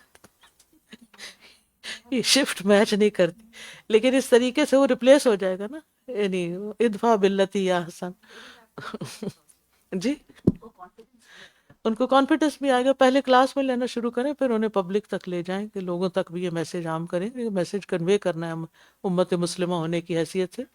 اور قرآن پڑھنے کا فائدہ تبھی ہے نا کہ یعنی ہمارے اپنے اندر بھی جذب ہو اور ہم دوسروں کے لیے بھی خیر کا میسج لے کے جائیں۔ تو چاروں چیزیں اللہ تعالیٰ نے ہمیں دی ہیں، listening, reading, writing and speaking. جی بالکل، تو ابلاغ تو اسی طرح ہوتا ہے نا، تو کچھ نہ کچھ کریں، مختصر لکھیں یا طویل؟ مختصر لکھیں۔ آج اب زیادہ تر لوگ لمبی بات نہیں پڑھتے، اب پوسٹر بنانے کا ان کے گرافک ڈیزائننگ ان کو آتی ہوگی، پھر آہستہ آہستہ ویڈیوز پہ آ جائیں، ٹک ٹاک ریپلیس کریں۔ اگر ہم ٹک ٹاک جیسی کوئی ایپ بنا نہیں سکتے تو کم از کم اس کے کانٹینٹ تو یعنی آپ سوچ جی، ایک طرح سے خاموشی چاہیے کیونکہ وہ تھاٹ فلو خراب ہو جاتا ہے۔ تو اس میں آپ دیکھیے کہ اس وقت جتنی بھی چیزوں پر لوگ ہیں، فیس بک ہو، واٹس ایپ ہو، گوگل ہو، ٹویٹر ہو، انسٹا ہو، ان سب کو کون کرتا ہے؟ صرف نان مسلم نہیں، اس میں سے بھی کون کرتا ہے؟ آپ ذرا سوچئے۔ پھر اگلے آپ ایک بگ کوشچن مارک، وائی، کیوں وہ اون کرتے ہیں؟ آپ اس پہ لکھنے کے بھی قابل نہیں کہ یعنی جو کسی چیز کو اون کرتا ہے وہ تو اپنا مقصد پورا کر رہا ہے جو اس کا زندگی میں ہے۔ تو آپ کو یہ کام تو اللہ نے آپ کو دیا تھا نا کہ آپ پیغام پہنچائیں، تو پیغام پہنچانے کے لیے کوئی ذریعہ بھی تو ہونا چاہیے نا۔ تو ذریعے تو سارے کسی اور کے ہاتھ میں، جس دن چاہیں گے آپ کا اکاؤنٹ بند کر دیں کہ کچھ بھی کہہ کے آپ کیا کر سکتے ہیں۔ لیکن جب تک مہلت ملی ہوئی ہے، کچھ تو اللہ کا کام، کچھ تو ذمہ داری پوری کر کے جائیں، ٹھیک ہے نا؟ تو اس کے لیے ہم استادوں کو ہی انکریج بھی کرنا چاہیے، ٹرین بھی کرنا چاہیے، اور ان کو ابھارنا صلاحیتوں کے مطابق۔ کوئی کسی چیز میں اچھا ہوتا ہے، کوئی ڈرا کر کے چیز کو بیان کر سکتا ہے، کوئی پینٹ کر کے، کوئی گرافک بنا کے، کوئی لکھ کے، کوئی ہاتھ سے لکھ کے، کوئی کارڈ بنا کے، کوئی کسی طرح۔ تو یہ ضروری ہے۔ کیوں؟ اس کی وجہ بتا رہے ہیں ہم۔ آیت من آیات بتذکیر، ہاں اس میں یہ تو مسلمان کو کہنا ہے، ہمارا تو کام تھا کسی سب لوگوں کو کہنا، بتانا۔ اور اس کی دلیل کیا ہے؟ وَإِنَّهُ لَتَنزِيلُ رَبِّ الْعَالَمِينَ نَزَلَ بِهِ الرُّوحُ الْأَمِينُ عَلَىٰ قَلْبِكَ لِتَكُونَ مِنَ الْمُنذِرِينَ، کہ اس کے ذریعے انذار کرنا ہے۔ اور پروفٹ کے بعد یہ کام پروفٹ کی امت پر آ گیا، پروفٹس کا آنا تو بند ہو گیا۔ نمبر 27، ادرس متنا من فی اللغۃ العربیۃ بنیۃ تفہم کتاب اللہ تعالی بلسان عربی مبین۔ آپ اللہ تعالیٰ کی کتاب کا فہم حاصل کرنے کی نیت عربی زبان میں لکھا ہوا کوئی متن پڑھیں۔ کوئی بھی عربی تفسیر اٹھائیں، اس کا ایک پیراگراف پڑھ لیں، وہاں فقہ القلوب پڑھ لیں۔ 28، تعاون بلسان عربی مبین، تعاون مع بعض اقاربک فی عمل برنامج دعوی تفید فیہ اقاربک بکلمۃ طیبۃ وہدیۃ محببۃ۔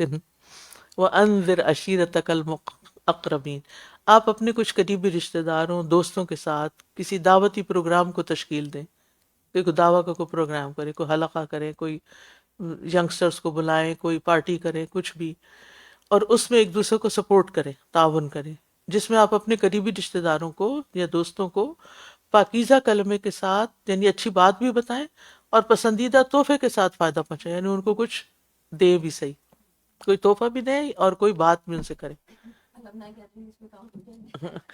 المنائی گیدرنگ ہو جائے گی، لیکن وہ تو آلریڈی قرآن پڑھے ہوئے ہیں نا، یہاں دعویٰ کرنا ہے ان لوگوں کو جو ادھر آئے نہیں، یوتھ کو مسجد میں لے کر آئیں جو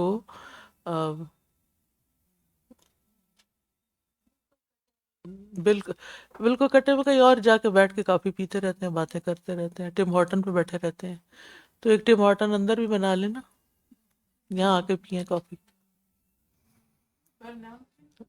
پروگرام، برنامج ہوتا ہے پروگرام۔ ہم؟ ہاں، ریڈیو میں برنامج کہتے ہیں پروگرام۔ 29 قم اللیل واطل السجود، آپ رات کو قیام کریں اور خوب لمبے سجدے کریں۔ اگر رات دوبارہ نہیں اٹھ سکتے تو عشاء کے بعد ہی نفل پڑھ کے یہ کام کر سکتے ہیں۔ الذی یراک حین تقوم وتقلبک فی الساجدین، اور اگر یہ تو اس ہماری مسجد میں آ کے نماز پڑھیں، آپ کو طویل قیام مل جائے گا۔ اذکر اللہ تعالی بالاذکار المطلقۃ والمقیدۃ، آپ اللہ تعالیٰ کا ذکر ان اذکار کے ساتھ کریں جو وقت کی قید سے آزاد ہیں اور جو وقت کی قید کے ساتھ مقید ہیں، یعنی صبح شام کے اذکار وقت کی قید کے ساتھ ہیں، اور سبحان اللہ و بحمدی دن میں کسی وقت بھی پڑھتے جائیں۔ مثل قولی سبحان اللہ و بحمدی 100 مرہ، جیسے یہ قول سبحان اللہ و بحمدی 100 بار پڑھنا۔ والاستغفار 70 مرۃ، اور استغفار کو 70 مرتبہ کہنا۔ دلیل وذکر اللہ کثیرا، اور وہ اللہ کا ذکر کثرت سے کرتے ہیں۔ التوجیحات، توجہ طلب باتیں۔ نمبر 25 انذر جلساءک بما تحفظه وتفهمه من معانی القرآن الکریم لتکون من المنذرین، آپ اپنے ساتھیوں کو قرآن کریم کے ان معانی سے انذار کریں جو آپ یاد کرتے ہیں اور سمجھتے ہیں۔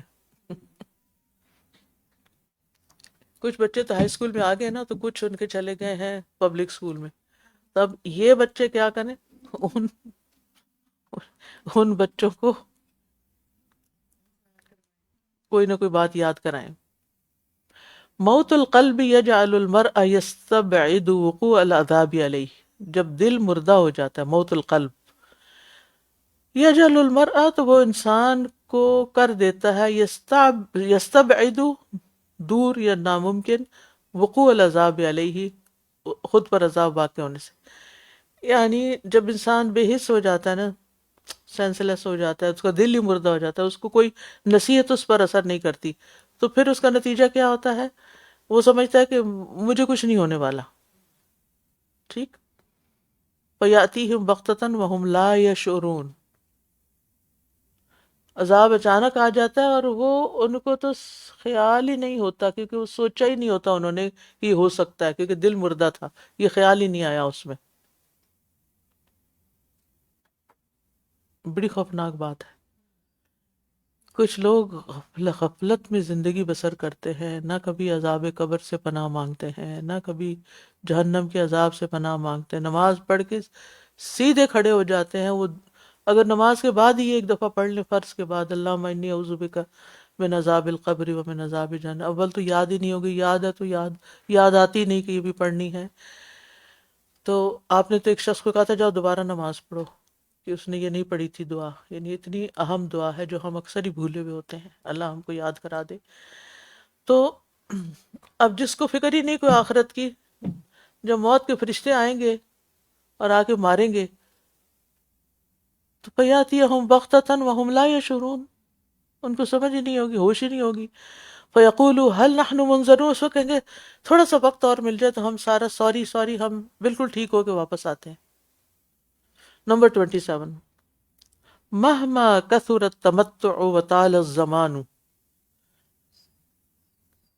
عیش و عشرت کا زمانہ خواہ کتنا ہی لمبا ہو جائے،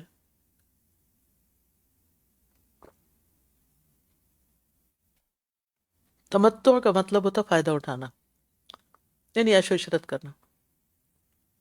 فَلَيْسَ ذَلِكَ بِمُغْنٍ لِلْعَبْدِ عَنِ الْحِسَابِ وَالْجَزَاءِ.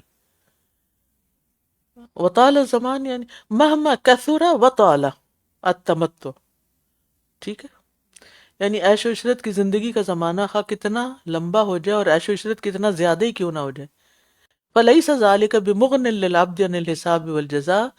یہ طوالت بندے کو حساب کتاب اور عمل کا بدلہ پانے سے نہیں بچا سکتا. اب دیکھیں کہ روز صبح ہوتی ہے نا، شام ہوتی ہے، میں روز سوچتی ہوں آج کا دن بھی چلا گیا.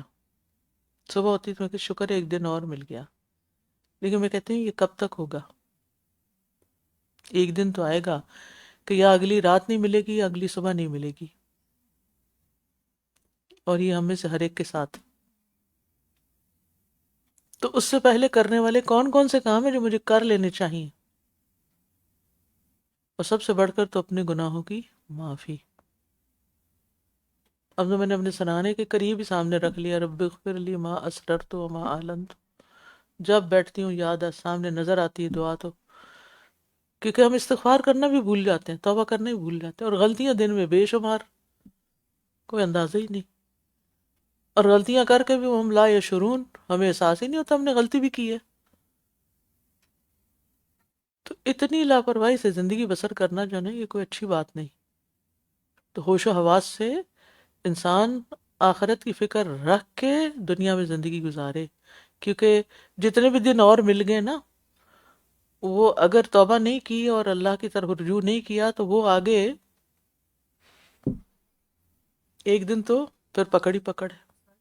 صبح میری کزن کا ہارٹ اٹیک ہوا ہے، ایک دم سے فوت. اللہ اور آج اکبر، میں یہی سوچ رہی تھی کہ ہمارے کتنی ذمہ داری. اللہ رحم کرے. افرأیت ان متعناہم سنین ثم جاءہم ما کانوا یوعدون. کبھی غور کیا تم نے کہ خواہ ہم انہیں سالوں فائدہ اٹھانے کی مہلت دے دیں، پھر آئے گا ان کے پاس جس کا وہ وعدہ کیے جاتے ہیں. زیادہ مہلت، زیادہ حساب اکٹھا ہو رہا ہے.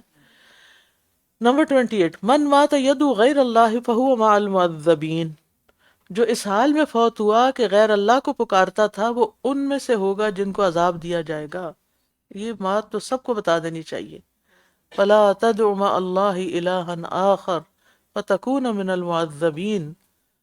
کتنے کھلے طریقے سے لوگ غیر اللہ کو پکارتے رہتے ہیں، یا علی، یا فلان، یا پیر عبد القادر جیلانی، اور پتہ نہیں کس کس کو پکارتے.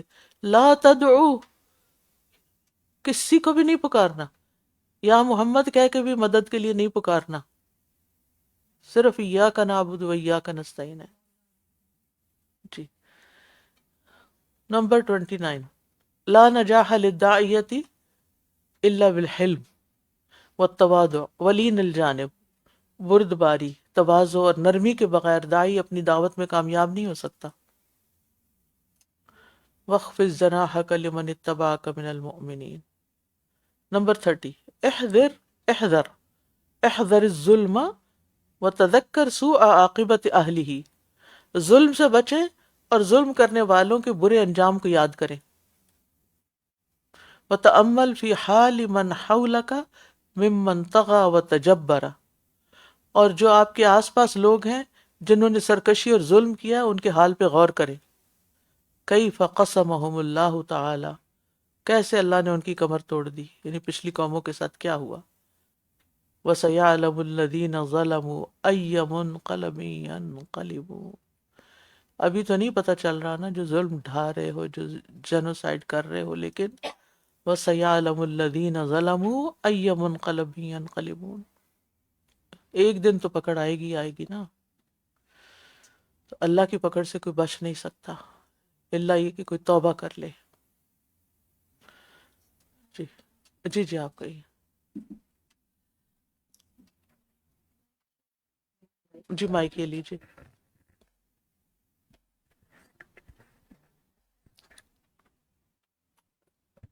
سادہ جی کل یا شاید آج صبح میں ایک کلپ دیکھنے کا اتفاق ہوا تھا، تو جو ان کی آرمی کے سولجر ہیں نا، ون آف اٹ وہ ہی سینٹ یا وٹ ایور بیٹھے ہوئے تھے، and he is a young guy, 20s میں ہوگا پرابیبلی اپنی، رائٹ؟ اور اس کی جیسے آواز اس سے غصے سے اور غم سے پھٹ رہی تھی.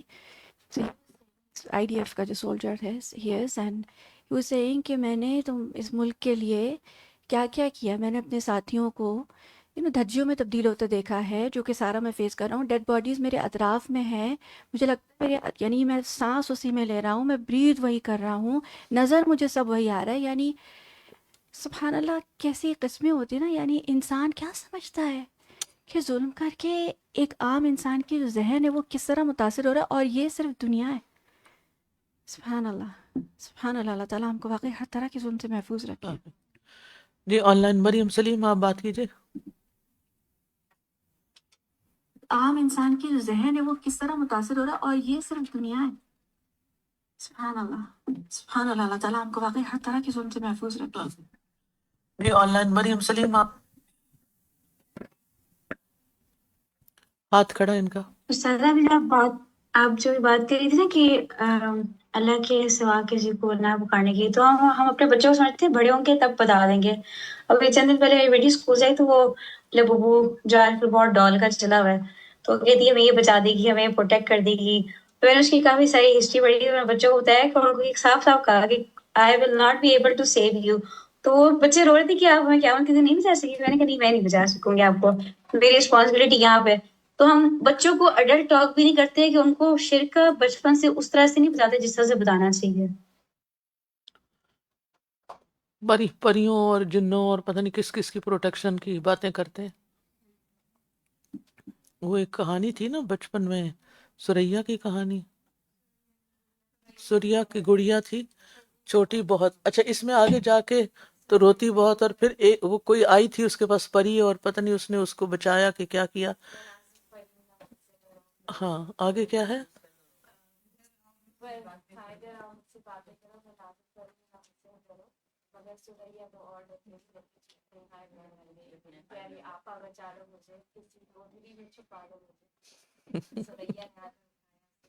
ماشاء اللہ آپ کا حافظہ تو بہت اچھا ہے.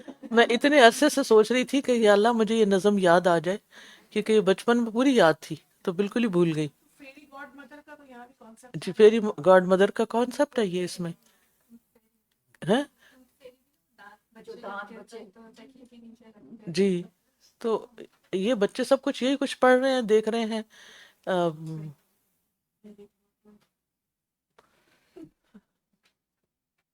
ابھی کون صبح ہی کوئی بات کر رہا تھا یا کب؟ ہاں ابھی پروین صبح کچھ بات کر رہی تھی کہ بچوں نے کوئی پتہ نہیں کون سی سیریز دیکھ رہے ہیں، کوئی ڈرامہ دیکھ رہے. کیا کہہ رہی تھی وہ؟ ہاں یہ دیکھیں ذرا، اس کو جا کے دیکھنا. یہ اتنی خطرناک بات ہے کہ بچوں کے ذہن کیا سوچ رہے ہیں. کتنے سال کی بچی ہے جو یہ کہہ رہی تھی، یہ بھی بتائیے گا، یہ مائک میں بتائیے. السلام علیکم استاذہ. چھوٹے چھوٹے بچے جو مائک کھلا، مائک کھولیے، قریب کیجیے، آن لائن تک بھی جائے بات. جی استاذہ، آج کل کے وغیرہ وہ لوگ اس طرح سے نا خفیہ میسیجز دیتے ہیں بچوں کو کہ بچوں کے ذہن میں یہ بات ڈال دیتے ہیں کہ جو دوسرے جو اس میں کچھ سیو کر لیں گے، ڈالتے ہیں کانسیپٹ کہ جب آپ 15 سال کے یا 16 سال کے ہو جائیں گے تو پھر آپ ڈپینڈ رہ سکتے ہیں، جس کے ساتھ چاہیں رہیں، جس کے ساتھ ٹائم گزاریں، جس کے ساتھ چاہیں شادی کریں. یہ ساری باتیں جو ہے نا نارملی بچوں کے ذہنوں میں ان لوگوں نے ڈال دی ہیں.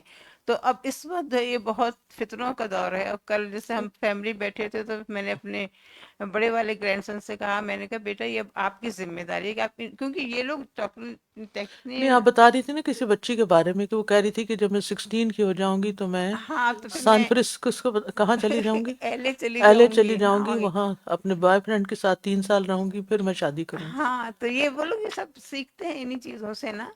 تو اللہ سبحانہ تعالیٰ بس بولے کہ مجھے ان کا نا کیا کہتے ہیں سسٹر، انہوں نے کہا نا مجھے کہ بچوں کو نا یہ ان کے دماغوں میں یہ بات ڈال دے کہ یہ سب فیک ہے، یہ سب جھوٹ ہے، ہم کو اصل بچانے جی، والی ذات اللہ کی ہے، وہ ہمارا راستہ ہمارے پاس بالکل صراط اول تو مستقیم بچوں ہے۔ کو ان چیزوں کو ایکسپوز نہ کریں، اور اگر آپ استاذہ، کی بڑی ہی مجبوری ہے تو پھر انہیں بتائیں کہ یہ سب فیک ہے، ہاں تاکہ وہ سمجھیں کہ یہ ریئل لائف نہیں ہے اور یہ ہمارے دین کی لائف نہیں ہے یہ۔ لیکن یعنی بعض اوقات پیرنٹس یہ سب کچھ دیکھ کے تو خود فارغ ہو جاتے ہیں، اور ذہنی طور پہ کیا کیا بچوں کے اندر چینج آ چکا ہوتا ہے وہ ماں باپ کو خود بھی نہیں پتا ہوتا۔ تھا تو انہوں نے کہی جو ہم برتھ ڈیز کے اوپر ہم کینڈلز جلاتے ہیں اور یہ سب کچھ کرتے ہیں، تو اس کے بارے میں بھی انہوں نے بہت ڈیٹیلز میں بتایا تھا کہ یہ جو ہے نا جو جو سوا اور سب تھے نا پرانے والے جو ان لوگوں کے جن کو پوچھتے تھے، تو یہ ان سب کے ناموں کے کینڈلز جلاتے ہیں اور پھر وہ کرتے ہیں یہ لوگ نا۔ تو بس اویئرنیس کی تو بہت ضرورت ہے استاد، ہمیں کچھ نہیں پتا ان چیزوں کے بارے میں، جی، کیونکہ ہمیں پتہ ہی نہیں تو ہم کیا بتائیں۔ جزاک اللہ خیر۔ سبحانک اللہم و بحمدک، اشہد ان لا الہ الا انت، استغفرک و اتوب الیک۔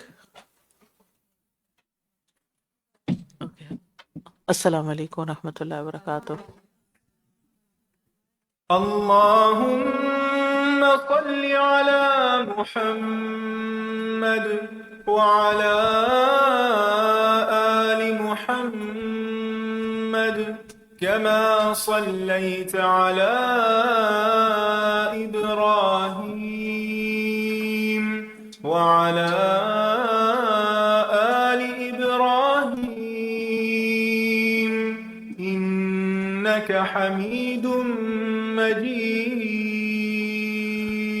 کل انشاءاللہ سورۃ النمل شروع ہوگی انشاءاللہ، اوروں کو بھی بلائیے، دعوت دیجیے دوسروں کو بھی، نئی سورت شروع ہو رہی ہے۔ جی السلام علیکم ورحمۃ اللہ۔ انشاءاللہ سورۃ النمل ہمارا یہی ٹائم ہوگا 12 to 1:30، اور ایک بہت اہم گیدرنگ کل شام میں یہاں الہدا مسجد میں فار مین اینڈ ویمن۔ ہمارے پاس الحمدللہ UK کے مشہور اسکالر ڈاکٹر اکرم ندوی آ رہے ہیں۔ 1 گھنٹے کا سیشن شام میں ہے، 6:30 to 7:30، open to all, no registration required. تو انشاءاللہ آپ آ کر اس سے فائدہ اٹھائیے، اور وہ حدیث میں خواتین کی تاریخ کے متعلق بات کریں گے، ہمیں اور ہماری ینگ ویمن کو پرٹیکولرلی، اور سیم ایکولی امپورٹنٹ کہ ہمارے گھر کے مرد حضرات بھی یہ جان لیں کہ عورتوں کا پڑھنا پڑھانا کتنا اہم ہے، اور ہمیں اس چیز کو آگے ریوائیو کرنا ہے کہ جو کچھ ہماری اسلامی تاریخ میں گلوریس ایرا میں ہو چکا ہے، ہم سب کی ذمہ داری بنتی ہے کہ آگے بھی اس کو ریوائیو کریں انشاءاللہ۔ اس کے علاوہ ایک اور امپورٹنٹ چیز، چلا آنٹی۔ جی السلام علیکم۔ انشاءاللہ بسم اللہ اگلے ہفتے ہم انشاءاللہ نیکسٹ سیٹرڈے کو سپٹمبر 13 سینئرس کے لیے پروگرام ہم نے رکھا ہے، اور میں آپ کو بھی دعوت دیتی ہوں، اور جتنے بھی آپ لوگوں کو جانتی ہیں سینئرس کو، ان کو پلیز لے کے آئیے۔ ان لوگوں کے پاس سوشلائز کرنے کا بہت کم چانس ہوتا ہے، اور اس میں ہم ماشاءاللہ استاذہ کے سیشن سے فائدہ اٹھاتے ہیں وہ لوگ، اور اس کے بعد ہم ایک تھوڑا سا ہیلتھ کے بارے میں ان کو اویئرنیس دیتے ہیں، اور پھر ہم ان کو فزیکلی موومنٹ کرواتے ہیں۔ ویسے آپ کسی سینئر سے کہیں کہ ورزش کرنا بہت ضروری ہے اور یہ وہ، تو ان کو لگے گا کہ اب اس عمر میں کیا ورزش کروں، تو ہم وہ پریکٹیکل کرواتے ہیں ان کو، بالکل لائٹ سی ایسی چیزیں جو خاص سینئرس کے لیے ہی ترتیب دی گئی ہیں۔ تو جب وہ ایک دفعہ پریکٹیکل کر کے جاتے ہیں تو ماشاءاللہ ان کو پھر پتہ چلتا ہے کہ اٹس ناٹ دیٹ ہارڈ، اور کوئی اتنی مشکل بات نہیں ہے، وہ کر سکتے ہیں آسانی سے۔ اور اس کے علاوہ ہم ہینڈز آن ایکٹیویٹی بھی ان کو دیتے ہیں، کبھی کوئی آیت لکھوا دیتے ہیں، کبھی کوئی کلرنگ، ایون سمپل کلرنگ سے بھی یہ جو آرتھرائٹس کے جتنے مسائل ہیں نا، اور سب سے پہلے وہ ہاتھوں سے ہی شروع ہوتے ہیں، اور اس کے لیے یہی ریکمینڈڈ ہے کہ ہاتھوں کی موومنٹ ہو، چھوٹی اس طرح کی پینٹنگ، کلرنگ، ڈرائنگ۔ تو انشاءاللہ یہ سب چیزیں ہم ان کو کرواتے ہیں، اور آبویسلی پھر ہم مل کے بیٹھتے ہیں، چائے وائے بھی پیتے ہیں اور اسنیکنگ بھی کرتے ہیں انشاءاللہ۔ تو پلیز ورڈس کو اسپریڈ کریے اور برنگ lot of people. Last time جو لوگ آئے تھے، کچھ ان کے ریفلیکشن سے کبھی انشاءاللہ فرصت ہوئی تو آپ لوگوں کو سنوائیں گے کہ بہت انجوائے کر کے گئے تھے وہ، بہت زیادہ انشاءاللہ۔ جزاک اللہ خیر۔ جی ٹائم پھر سے 12 to 3، 12 بجے استاذہ جی کا سیشن ہوگا، اور اس کے بعد ہم نماز پڑھیں گے، اور نماز کے بعد پھر ہم اپنی تھوڑی ایکٹیویٹی، یہ سب باتیں جو میں نے آپ سے ڈسکس کی انشاءاللہ یہ سب ایکٹیویٹیز کریں گے۔ جزاکم اللہ خیرا۔ السلام علیکم۔ آپ سے تھوڑی سی بیسک جی سجیشن رہے گی. الحمد للہ آنٹیریو ایجوکیشن میں نا اسلامک اسٹڈیز کو اپروو کریڈٹ ملتا ہے, تو مجھے گریڈ 11 اور 12 کے لیے اسلامک اسٹڈیز کہا گیا ہے.